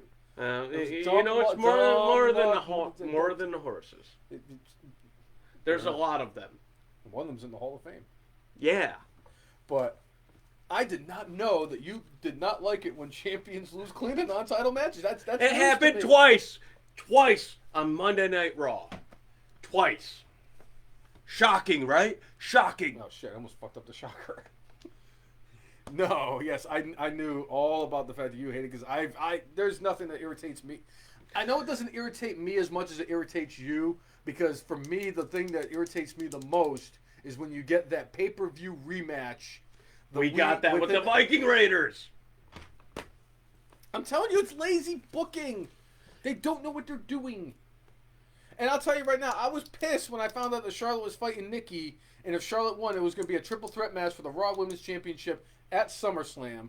And it's like, oh, great, because we all know that Charlotte's going to win the title at SummerSlam anyway. Well, that goes back into why I predicted that Money in the Bank that Charlotte was going to win. Yes, she when she refers to herself as the opportunity, guess what? She is. Yeah, agreed. Like, she is the top of the women's division, and for better or worse, you know what? She always, I'm going to say, exceeds expectations. As much as I didn't love that she was inserted into Ronda Rousey and Becky Lynch. As a precautionary reason. Charlotte held up her end of the deal in that match as much as I didn't like how they storyline put her into that. Yep. Every time they've done that, Charlotte delivers. That being said, Nikki just won the title. So what do you do to make her? I got a great idea. Let's have her lose her first effing match after winning the title.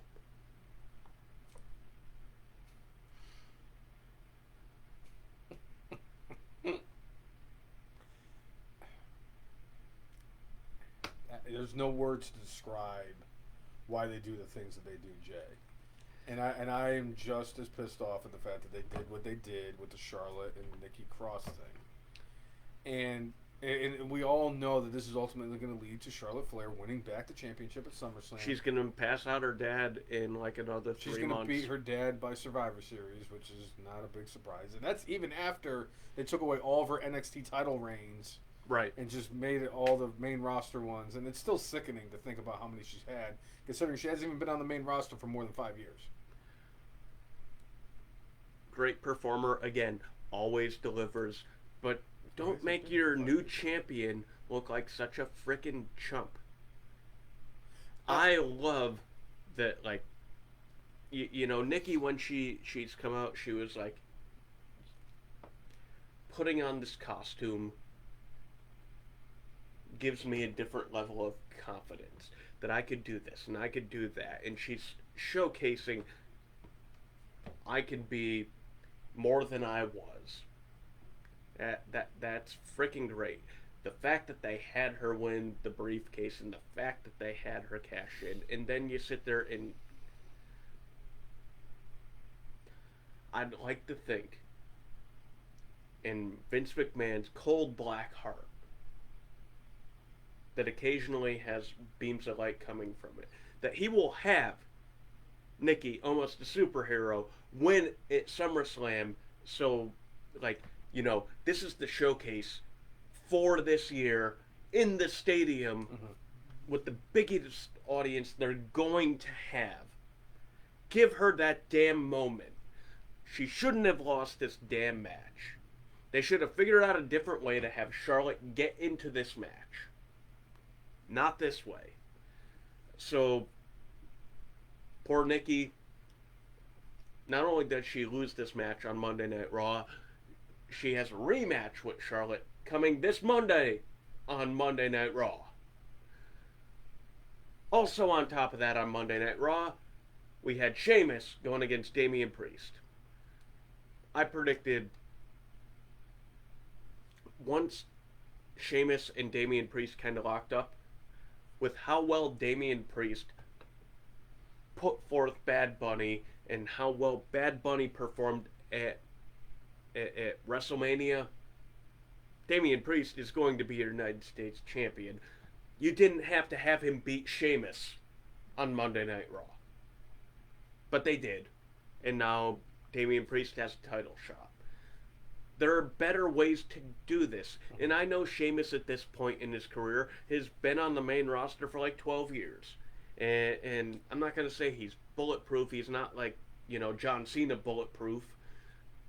But, his ending move's been well protected. And even though he lost his series of matches with Drew McIntyre, I don't think it took his stock down.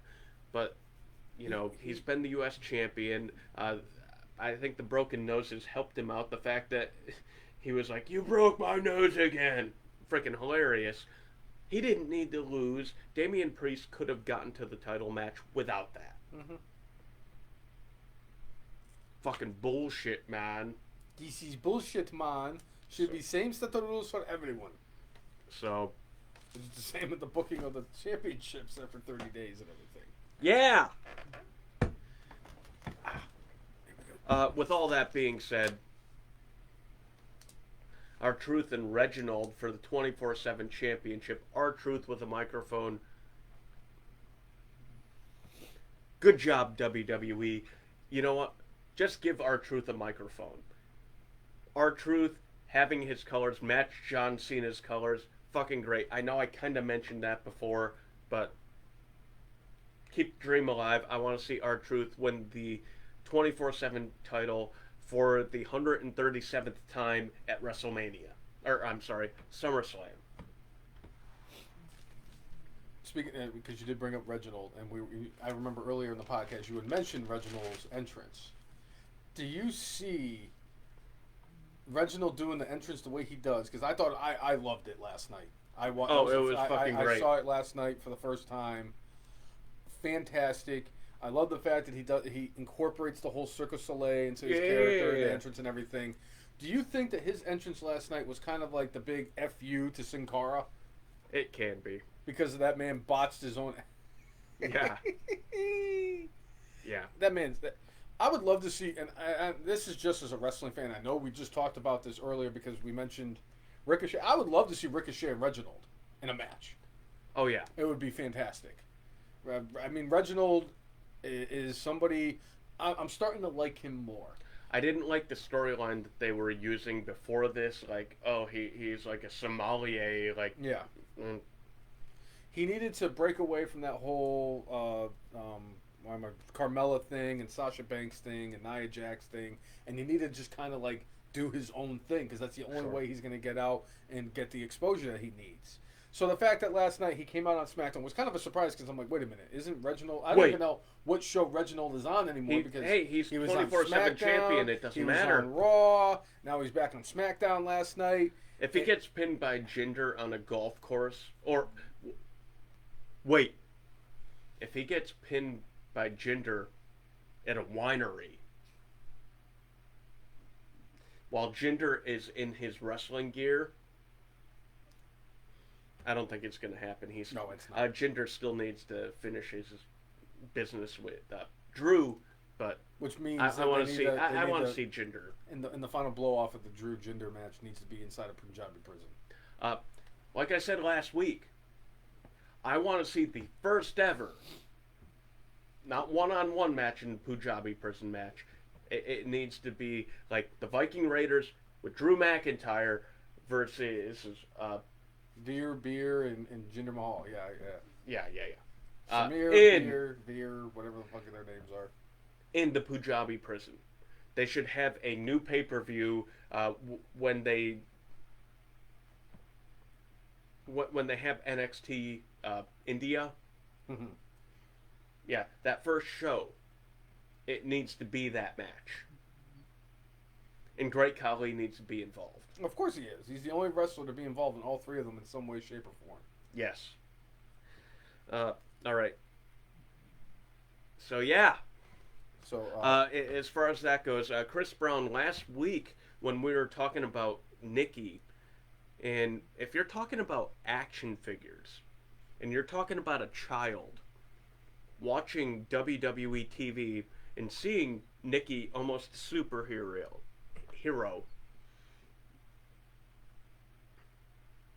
you kind of love her.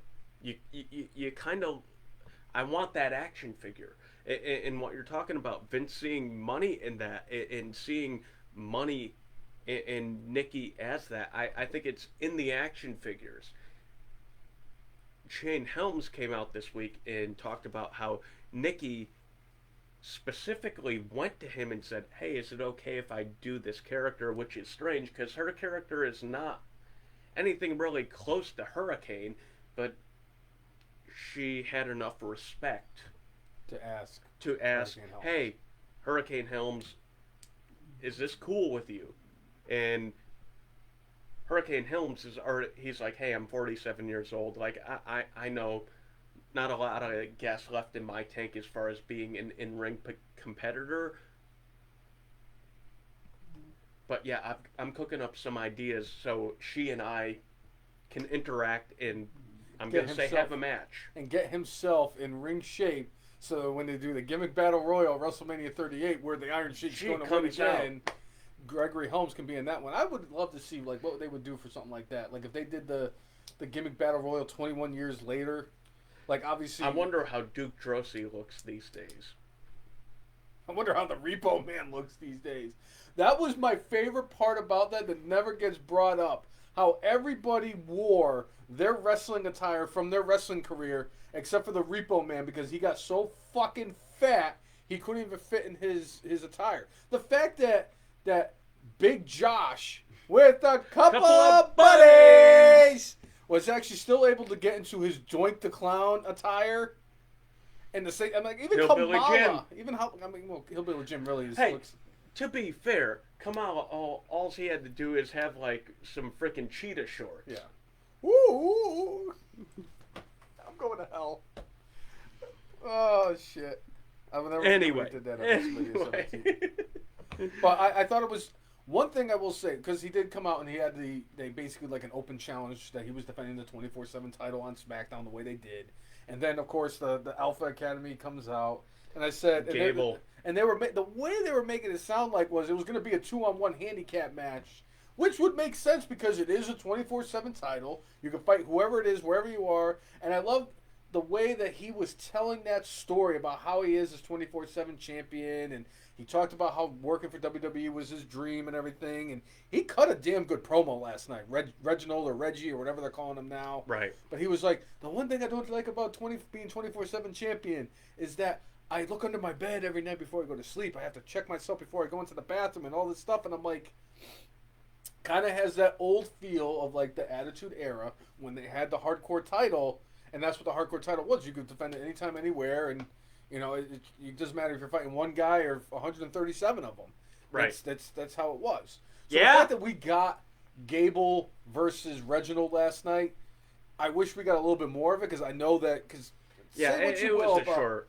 Say what you will about Chad Gable. I have no He's problem a hell of watching an him. in-ring performer. I love He's watching been him. saddled with shitty gimmicks. It's because of the fact that he sounds like a 12-year-old who hasn't hit puberty yet.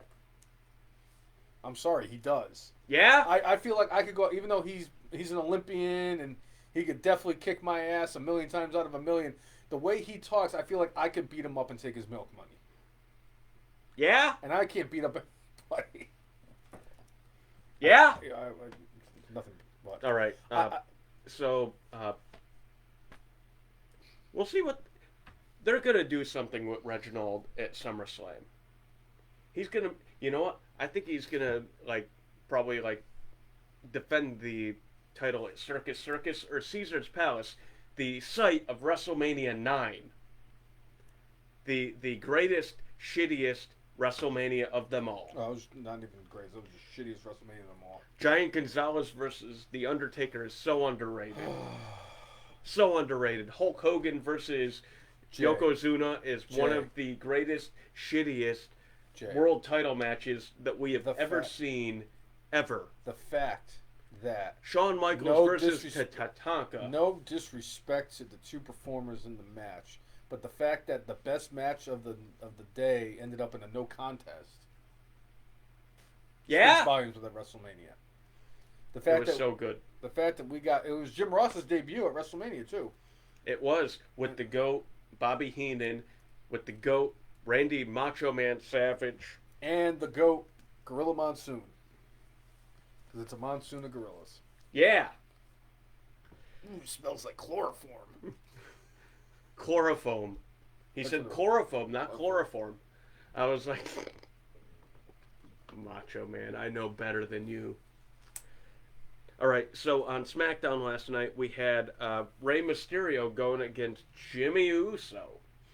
Rey Mysterio actually went over in this match, and one thing that they have done recently is now Jimmy has red hair.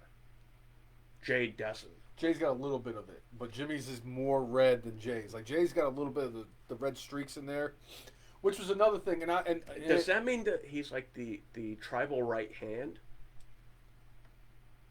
I'm going to hell. Okay. Okay. I've already established I'm going to hell. I've already booked my ticket. I'm doing my best to not go there. I've already accepted the fact. I've embraced it and all this stuff. You shouldn't. Last night, the Lord is a good dude, man. So last night we were watching SmackDown. I had mentioned he's to very Nicole, forgiving, by the way. Yes, I understand. Very forgiving.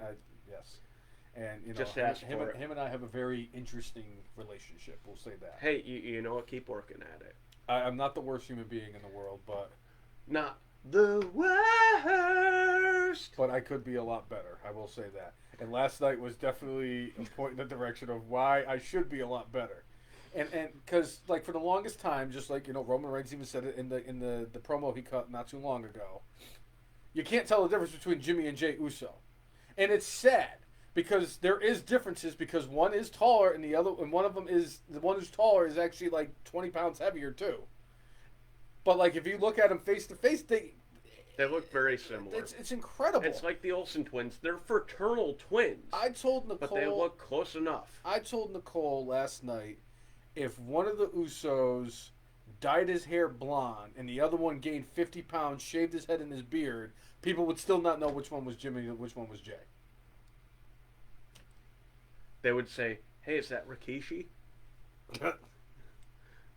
But that's what I was trying to get at, is that they're trying these ways of trying to separate Jimmy and Jey Uso.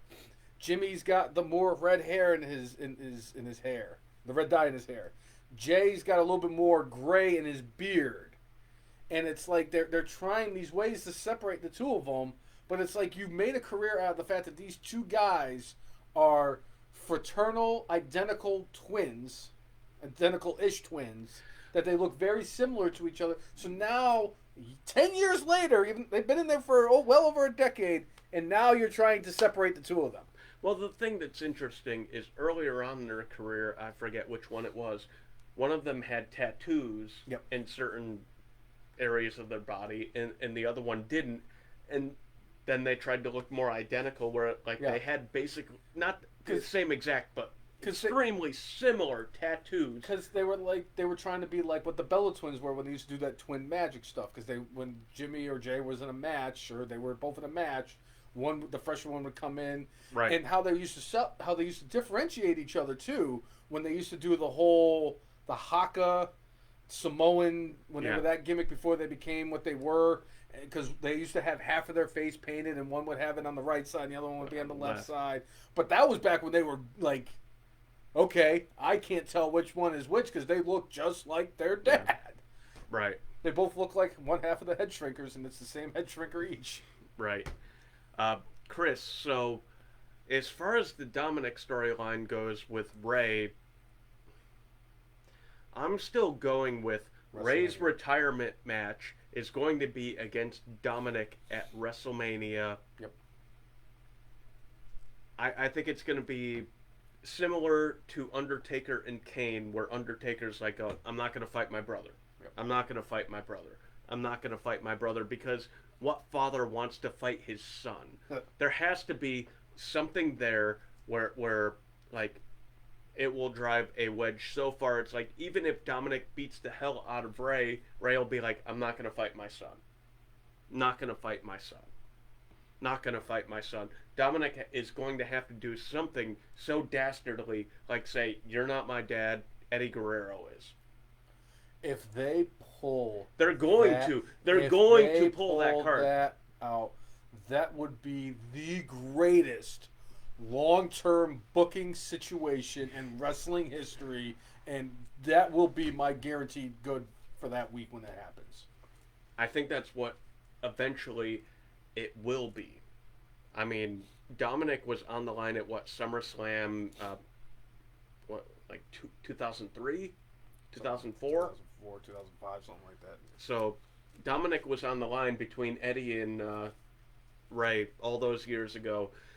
I think that's where it needs to end up. I think that's where Ray wants to end his full-time in-ring career, with his son going over on him and doing something dastardly that will propel his son to that next level. Rip the mask off of his face. Just like Jericho did during their feud in WWE. Yeah. All right. So we did have the returning Sasha Banks to SmackDown, who was extremely happy to help out one Bianca Belair, despite the fact that Bianca Belair a few months ago unseated Sasha Banks from the SmackDown Women's Championship. There was one thing that happened in that whole segment last night that really irked me that I wanted to bring up. So last night they were celebrating Bianca Belair's 100 days as champion of SmackDown, and all the fanfare and everything, because last week her and Carmella had the match at something loud. What was it? The music festival in Miami. Right. Fast and Loud or Rolling Loud. I think it was. Sounds about right. So they were talking about that. So Carmella comes out and starts saying that she should be the one that challenges Bianca because she needs, she feels like she deserves the opportunity because she's a former SmackDown Women's Champion and all that stuff. She just lost back-to-back title matches. So the fact that she went out there to challenge Bianca, and Bianca was like, you've already had your opportunity. Then, of all people, Zelina Vega comes out and says that she should be the one because she's the most must-see, high-flying, next prospect type of deal that she cut in the promo and everything, saying that I'm the next big thing. After she lost last week, and the fact that she is officially 0-3 since her return to WWE. That rhymed. And she, yes. What do you expect? I'm the greatest rapper of all time that nobody's ever heard of. Rappin' Robo. Thank you. Robo. Everybody does that Robo just to piss me off. It's fun. It's fun, Jay. It's fun. But I just thought that was so stupid, I guess.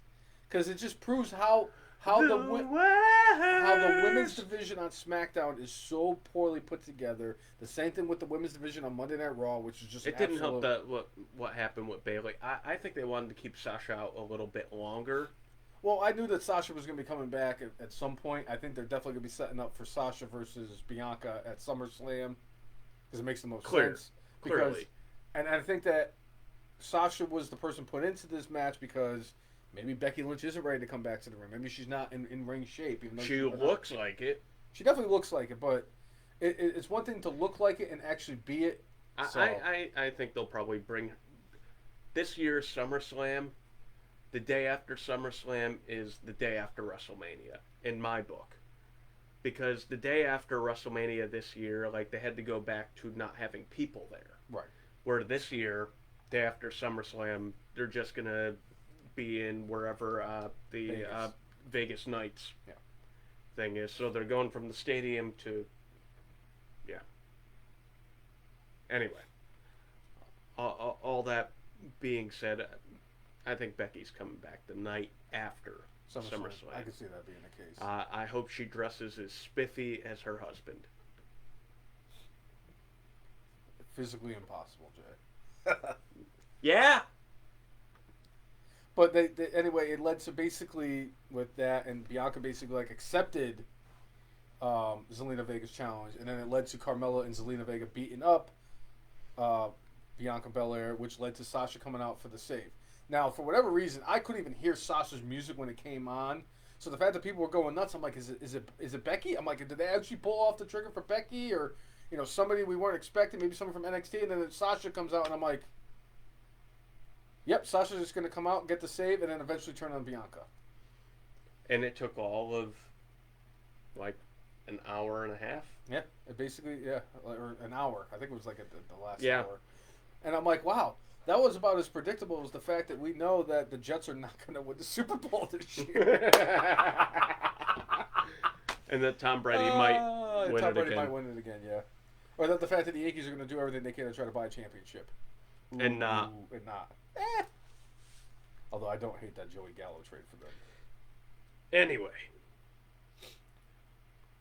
All right, what else did we have on SmackDown last night? One of the greatest things ever was Baron Corbin being the Make-A-Wish. Now, like, we kind of touched on it before.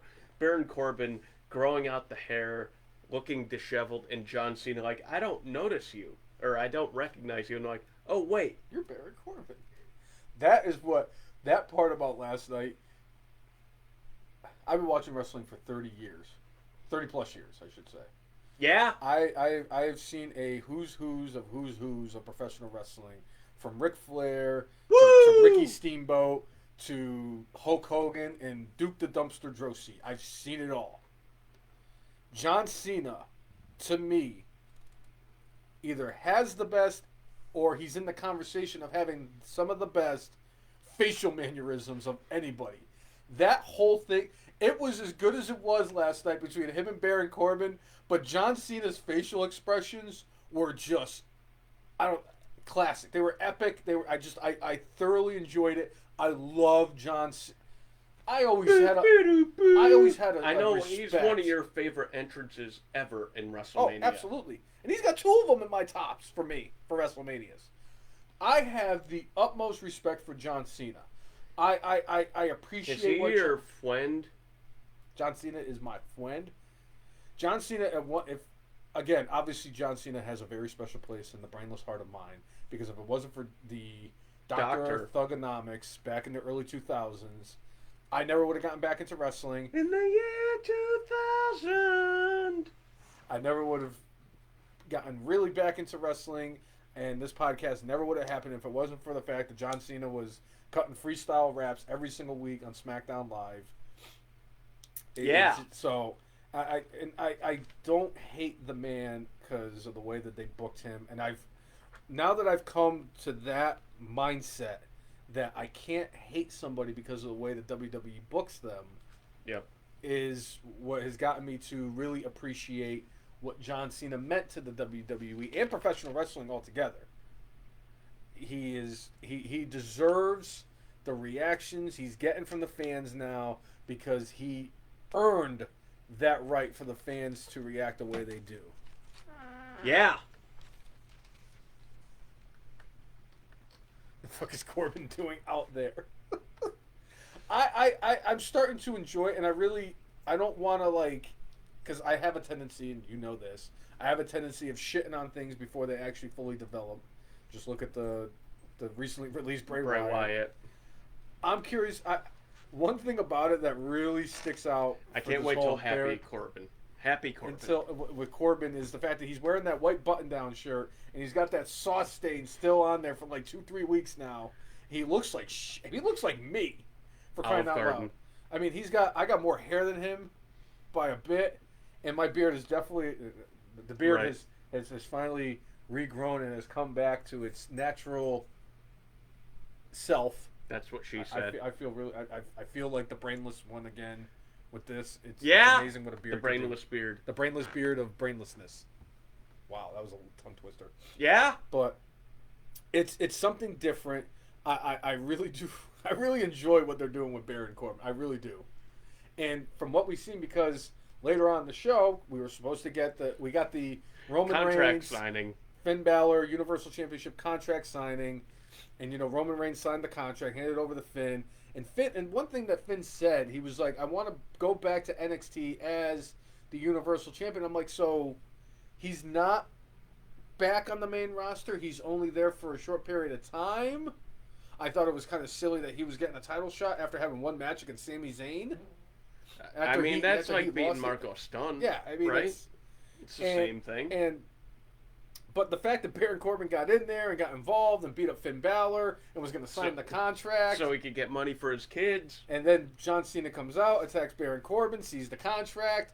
Just that whole thing was just spectacular. He grabs the contract, goes in his pocket, pulls out a marker, all while in the background they're showing Paul Heyman with the most Paul Heyman-esque look on his face as Cena's pulling out the marker. People, you need to realize and understand how much of a treasure that Paul Heyman is for the wrestling industry. They don't make people like Paul Heyman all the time. Yeah. And he is such an extra element that makes everything so much better. Because, hell, Roman Reigns is 100 times better because of Paul Heyman. Jimmy Uso is 100 times better because of Paul Heyman. Do you need me to go into detail about Brock Lesnar? Yeah. CM Punk never would have gotten an opportunity if it wasn't for the fact that he was a Paul Heyman guy. So, yeah. I thoroughly enjoyed it. Baron Corbin is killing what he's doing right now. Absolutely killing it. I can't wait till Happy Corbin. I really cannot can't wait until this comes full circle, just like Jay says. I think this is going to lead to something. I also think it's going to lead to Finn Balor versus Baron Corbin at SummerSlam. Right. We may finally get the return of the Demon King. Yeah. Nicole's never experienced that, by the way. Okay. And she loves Finn Balor. Don't you, honey, if you're watching. Also, as far as SmackDown goes, we had another attack of Seth Rollins on Edge. Kind of going over, like, this is why I did what I did, and I'm not apologizing for it. Again, I'm looking forward to this match.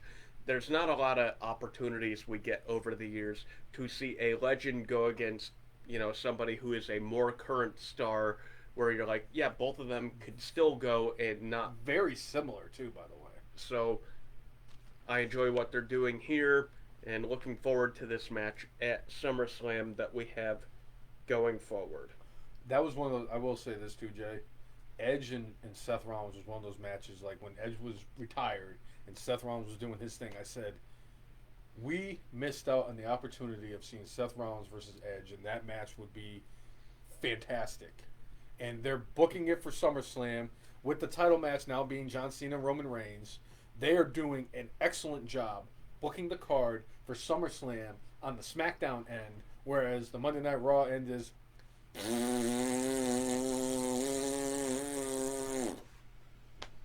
there.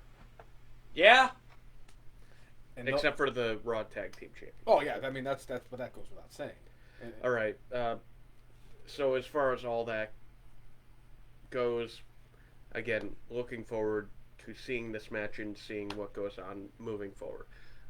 So, NXT this week, we had Pete Dunne and Oney Lorcan going against Timothy Thatcher and Tommaso Ciampa.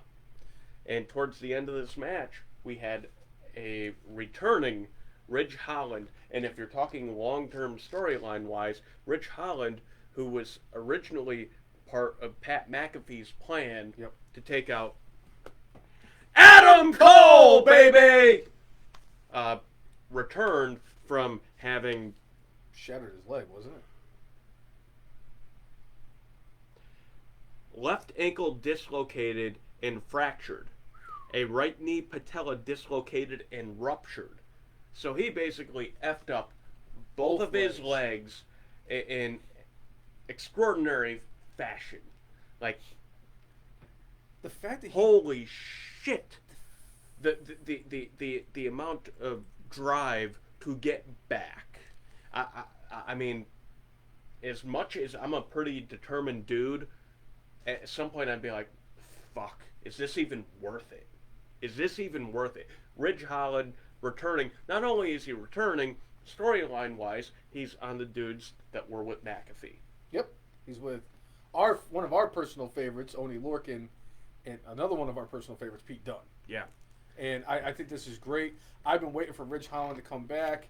And my God, the fact that he is back after less than a year from both legs being fucked up. Because a lot of times when somebody has two fucked up of the same, like, they do one and then they work on the other one. So usually you're out for a real significant amount of time. Because I remember when Sami Zayn, he had to have both of his shoulders. Both shoulders. And he was out for like almost a year and a half. Nia Jax. That shit doesn't count. You're welcome. Nobody gives a shit about her. Well, I mean, that was because of the brainless one. Yeah, I get it, yes. Because of the brainless one. I love Ridge Holland, and I'm excited to see what he brings to the table because he's a different animal, boy. Woo! He's one of those guys I could see definitely going up against Karrion Kross and having that guy is just intimidating. That dude played rugby. Right. You know who he reminds me of? You're gonna laugh when I say this. He reminds me of Pat. And I'm like, it's only fitting that in the span of a month we get our buddy Pat back and we get Ridge Holland back. And the guy who is Pat McAfee's. Yeah. Two different Pats. It's wonderful, and I can't express how much I am happy to see Pat come back. I really need to get with him soon because tonight. Anyway, happy to see Ridge Holland back again. Like, severity of those injuries, holy shit. Yeah. All right. Beyond that, NXT, we also had Samoa Joe officially assigning a contract to go against Karrion Kross at TakeOver. He comes out and says, like, all right, Commissioner Regal, I know you want to fire this dude. I got a different solution for you. Don't fire him. I'm gonna resign my position as your enforcer to take this match. Now, the little part of me is like going, all right, Regal signed him on because he was losing control of NXT. Are they going to have a new enforcer, or was this just, a very short way of bringing him back? If this was the way they were bringing him back as an active performer, I wish they would have taken a little bit more time. All that being said, I'm glad Joe is healthy enough to perform again. I'm glad we're getting this match. It feels like because they put Karrion Kross on the main roster, I mean, it felt like that we were going to get Gargano as champion, but it feels even more so that we're going to get Samoa Joe as the champion to allow Karrion Kross to go and hopefully not dilute the NXT brand by being the champion and losing on the main roster. Also, Vince McMahon, during his call for the investors this week, referred to NXT once again as the developmental brand.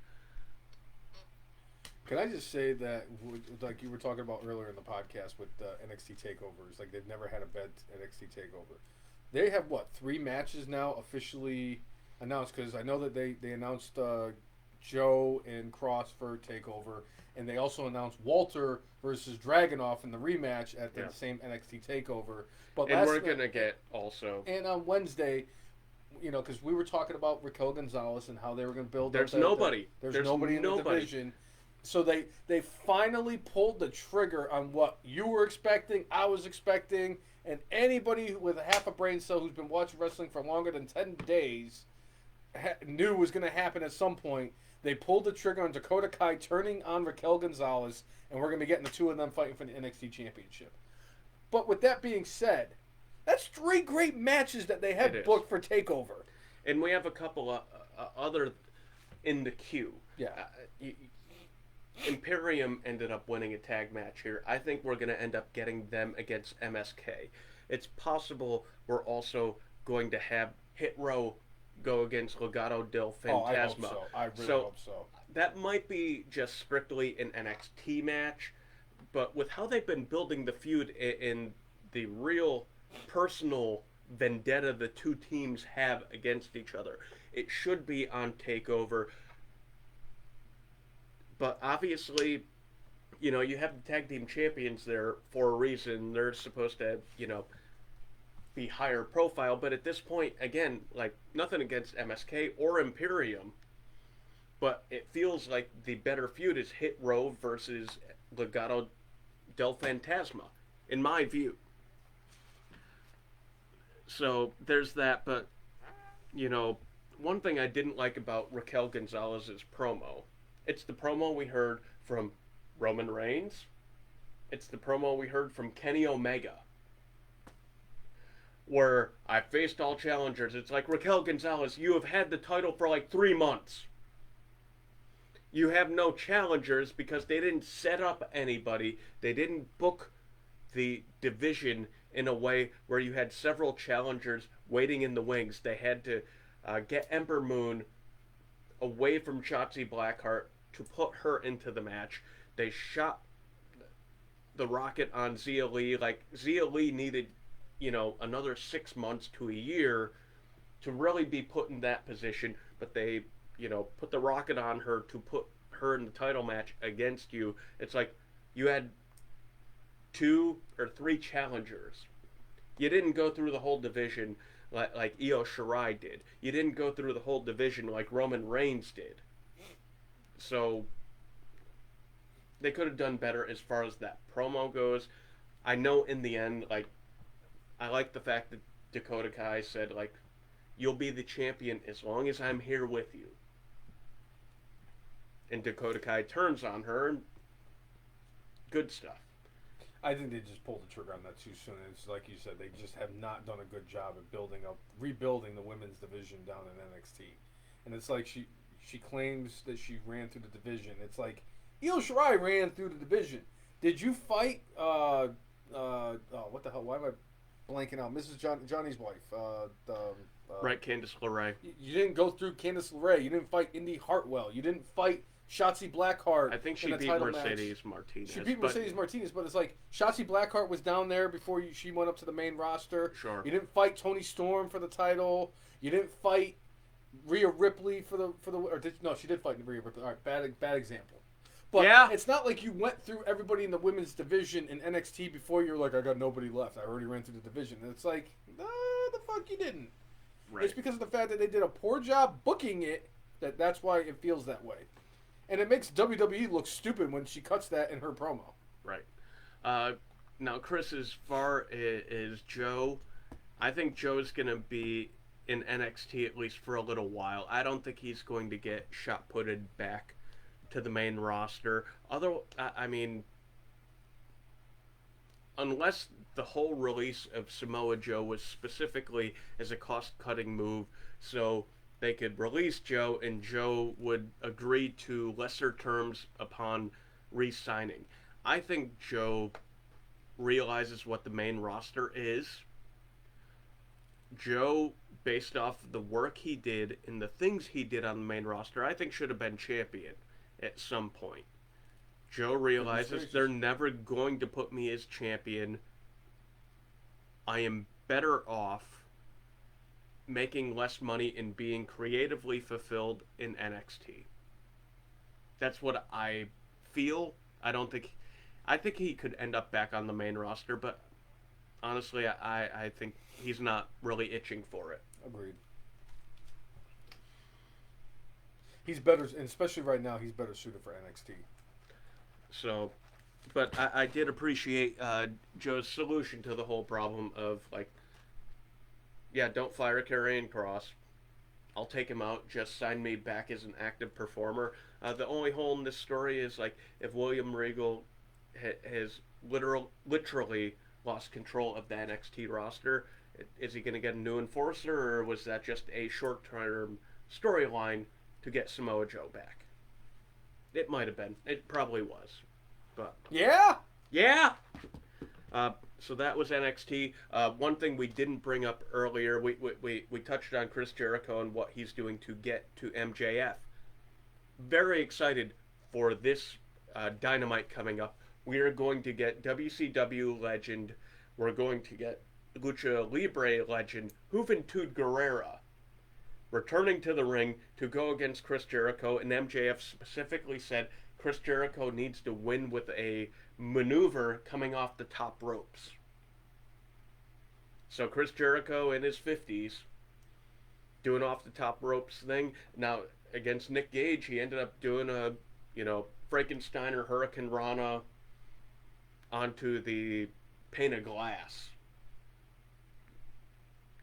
As much as it looked terrible a handful of months ago when he couldn't do the lion salt, it's clear that was just a botch. It was just a bad night. Because he did a really solid job of doing the Frankensteiner Hurricane Rana to Nick Gage during that match.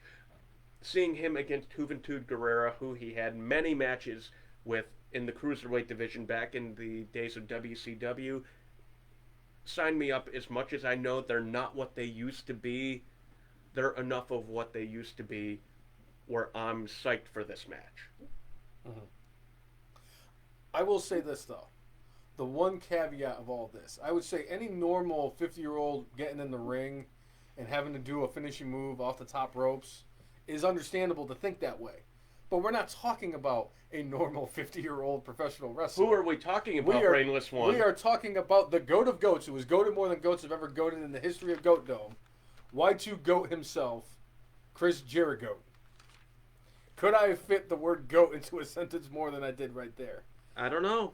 But I will say this. I am extremely happy to see Juventud Guerrera come back this week on Dynamite.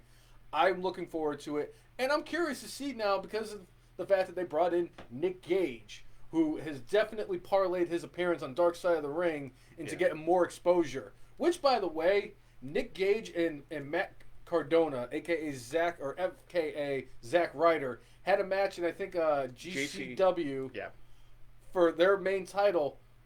What a match that was. Yeah. I actually went out of my way and actually watched the match from their championship match. I think it was last Saturday. And it was awesome. Congratulations to Matt Cardona on winning the GCW World Heavyweight title, and the fact that he was able to fight with his fiance at Impact. Slammiversary. Makes me think about this. 10 years ago, the three most talked about wrestlers in professional wrestling were CM Punk, Daniel Bryan, and Zack Ryder. Here we are in 2021, and the three most talked about wrestlers in professional wrestling right now are Daniel Bryan, CM Punk, and Matt Cardona. Yeah.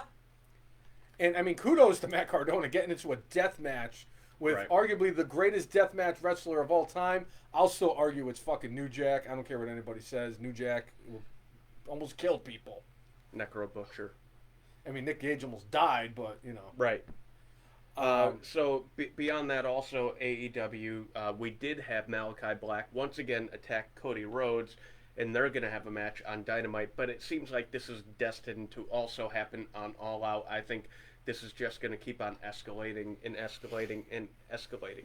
Another thing that happened is Lance Archer defended the IWGP US title on Dynamite, and after winning, he's going over to New Japan, and he's going against Tanahashi for that same title On the same show, though, Jon Moxley badly wants to get his hands on Tanahashi. Does this mean triple threat, or does this mean Lance Archer loses to Tanahashi and then we get Moxley and Tanahashi at All Out? Or do we get a triple threat at All Out for the IWGP US title? I know that IWGP, one of their biggest shows, happens in September. So I wouldn't be surprised if that's when Tanahashi has his match with Archer. So, I mean, it's going to be interesting going forward. But Tanahashi, I'm excited for all the possibilities involved with that. The fact that they had Moxley specifically call him out, you don't sit there and do that when nothing's going to happen. Right? Right? Right. Right, WWE? No, sorry. Chris Brown asked Jay, did you see the article that he put up about Moxley's reply to Domino's objection to Jericho's use of a pizza cutter in his match? Laugh my motherfucking ass off. I didn't see that. But, you know, Moxley's good at doing crap like that. So, I have not seen it. I will definitely check it out after the show. Yeah? Yeah? All right, I think we have covered... Did we touch on Natty? Yeah, we talked about how she got hurt. Okay. Yes. Okay. Holy shit, my phone has blown up like it's the 4th of July. Anyway, all right. So let's get to our good, our bad, and our brainless for this week. Now, I'd just like to point out that I know there are a lot of weeks that I forget at least one of my good, my bad, or my brainless. Did you actually write it down this week for the first time in, like, forever? Technically, I'm using the 21st century version of writing something down, as I wrote it in my notes on my cell phone. Yeah? So I actually have my good, bad, and brainless ready to go. So I have no excuse of forgetting it, because if I forget it reading it from my phone, then I'm brainless. Yeah. But anyway. So you are brainless. But. Yes, thank you. I appreciate that. So what was your good for this week? They gave R-Truth a live mic during his match against Reginald. This, again, is one of those things that people either will love or hate. Just back in the day, like Abe Washington, I thought it was great when they gave him a microphone. A lot of people found it annoying. R-Truth with a live microphone, freaking great. The fact that he was, like, awestruck by Reginald, and then, like, oh, bro, like towards the end of the match when he's like, Reggie, give me a minute, man. Give me a minute there. He's like on the ground after like Reginald had done some things, and it's like, I fucking love you, R-Truth. You are the GOAT. It's like Chris Jericho, R-Truth. As far as like dudes that you're just like, I'm entertained every time he's on TV. There was a time with Hulk Hogan for like 3 or 4 years where you're like, please get him off my TV. Please. Brother. So, fucking love R-Truth. I love that they give him a microphone. Keep doing it. Yes. Guaranteed slam dunk first ballot Hall of Famer, by the way. Right. Truth. What's your good for this week? Now, I was going to go with John Cena's performance from last night because I thoroughly enjoyed watching him because, like, again, the mannerisms and the man's still one of the greatest promos that wrestling's ever had. But I am going to call in an audible and something I forgot earlier this week. So at the beginning of AEW Dynamite, they had, like I said, the 10-man tag match elimination. When the Dark Order made their way to the ring, they had spotlights on all of the guys in the Dark Order. They also had one spotlight that shined that nobody was standing at. That was for Brody Lee. Say what you will and say what I will about AEW. I, for the longest time, will continue to have the utmost respect for Tony Khan and how he handles certain things in certain situations. I respect the shit out of him. I really do. To go from nothing, being the son of the owner of the Jacksonville Jaguars, to now being the main source of income for a wrestling organization, and the fact that you're still doing this to pay homage to one of your guys you lost, I enjoy that. It just proves that even though he's gone, he's not forgotten. So for me, that's my good for this week. All right. I every once in a while, I'll throw those pulling on the heartstrings type of things. Yeah. So what's your bad for this week? So my bad for this week, and generally for me, John Cena is pretty dead on when he comes to his promos. I didn't like that he was like trying to break down the fourth wall as far as talking about Roman Reigns trying this gimmick, that gimmick, and every other gimmick because he couldn't keep fans invested in him. It's like Roman Reigns has more or less had two gimmicks. Two. He's been the big dog, and then he's been the tribal chief / head of the table. So he hasn't changed that much, and he's been on the main roster for, 8 years now? 8+ years? Something like that. So, he really hasn't changed that much. But, John Cena talking about him changing gimmicks, again, kind of takes me a little bit out of the story they're trying to tell. I know sometimes you sit there and you could break down the fourth wall and be wink at the audience, but this was a little bit too much for me. Overall, the segment was fine, but this part really just took me out of it. Okay. So, my bad for this week, and in any given week, this would definitely be my brainless. But my bad for this week goes to Excalibur.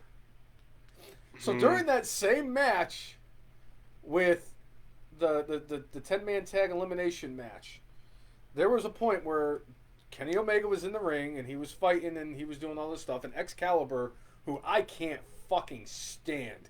He is the David Otunga of AEW, and it's not even fucking close. He is fucking annoying, he's fucking stupid, and he is part of the reason why I refuse to watch AEW, considering the fact that there's a GOAT JR and another GOAT Tony Schiavone, and there was another GOAT that was on the broadcast team, yeah. But for the life of me, I can't think of who the fuck it was. It was one of the guys from the WCW days. It was one of the Crockett's. Oh, okay. Because they showed a picture of them from the early 90s together, and then they showed a picture of them from that, and I was like... It might have been David Crockett. It might have been Dave. Davy Crockett. I think it was Davy Crockett. But Excalibur referred to Kenny Omega as the Michael Jordan of professional wrestling. I am one of the biggest Michael Jordan fans on this fucking planet. I was a Bulls fan as a child because of Michael Jordan. And then he retired, and then I became a Magic fan. Regardless, dude. Calling Kenny Omega the Michael Jordan of professional wrestling was the ultimate slap in the face to Hulk Hogan, Ric Flair, Stone Cold Steve Austin, The Rock, John Cena, Randy Orton, The Undertaker, Triple H, Shawn Michaels, Bret Hart, fucking Sting, a man who's in the same locker room as him. Kenny Omega is a great in-ring performer. I will give him that. I have yet to see a bad match that Kenny Omega's in. You haven't seen the China Girl match. Or the blow-up doll, and I'm hoping to God that frickin' Urban Meyer stays for an entire season in Jacksonville. If I have to watch that match, I might actually kill myself after. Then you could watch El Gigante and Nails right after. But the fact is that when that man cuts a promo, I just want to jam ice picks in my earlobes. In my eardrums, I should say. The man is not the Michael Jordan. He is more or less, in my opinion, he's more like the LeBron James. Because nobody... He's a good wrestler, but he's not the best. I'm sorry, he's not. And the fact is that there's nothing more annoying than going up against somebody online who is a Kenny Omega nut hugger like Dave Meltzer. Because you can't get your point across. It's like a Cowboys fan, It's right? like dealing with a Cowboys fan. It's like dealing with a Yankees fan. Oh, you great about Kenny Omega. Kenny Omega. It's like, no, he's not the fucking GOAT. Yeah? He may be number 2 in your programs, but he was still number 14 in the PWI's list of the top 500 wrestlers of the last year, and even Kofi Kingston was rated higher than he was, and that's not a slight on Kofi Kingston. Chris Brown saying his good for this week is Rollins and his continuing bevy of suits from his closet. I do love Seth Rollins and his ridiculous suits. He's saying his bad for this week is listening to Michael Cole droning on and on about nothing. That's most weeks. And his brainless is Bray Wyatt being let go from WWE for no apparent reason. Let's see what comes about from all of this. Yeah. There's something about this. Like, he doesn't just get released for the sake of getting released. He brought people in. He brought, yeah. He sold merchandise. He sold a lot of merchandise. For fuck's sakes, they made a title for him. So, again, I hope his mental health gets back to a good level again. I think that's what the problem is. So, Certainly, I hope and pray for that dude, and hopes he gets back to a good level. I'd love to see him back in the ring and back doing professional wrestling. But if it's better for his mental health not to do it, then I don't want to see him again. Agreed. So now it's time for the brainless. Yeah. And I think that you and I are on the same page for brainless this week. I know I try to differentiate on all three, but there's been more times than I can count, and believe me, without a brain, you can't count that high, where you and I have agreed upon the brainless for this week. And in 1, 2, 3, our brainless is Pizza Domino's. Cutter. Domino's Pizza Cutter. Like, you signed up to be on TNT. You signed up for a TV 14 show that has had blood and guts on it before. The fact that a dude uses a pizza cutter during the segment, like where your stuff is advertised, I think does nothing but great things for you. And then you complain about it because, like, we're living in this generation where people get so offended by this, that, and the other thing. It's like, it's professional wrestling. It's professional wrestling. I wanna. You should know. I wanna say I understand what Domino's is coming from, because I'm gonna tell you right now, Jay, when he did the pizza cutter spot, and then they showed, like, right after, like, it wasn't even more than 10 or 15 seconds after that pizza cutter spot, they did the split screen and they showed the Domino's with the pizza cutter. I laughed way too hard when that happened. Way too hard. Yeah. I laughed pretty. Yeah. I was like King Kong Bundy bleeding at WrestleMania 2, as Gorilla Monsoon said, profusely. Yes. That's how I was laughing.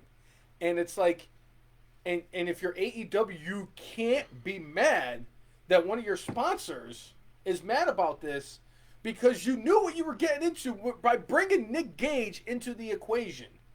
TNT knew. Allegedly, Domino's didn't know. But even so, he's using a pizza cutter. All that's doing is reinforcing Domino's. It's reinforcing pizza. Yeah. Why the hell not? But, you know, they I understand these days you kind of gotta sort of tread lightly, but, like, come on. Come on, man. I agree. It's silly.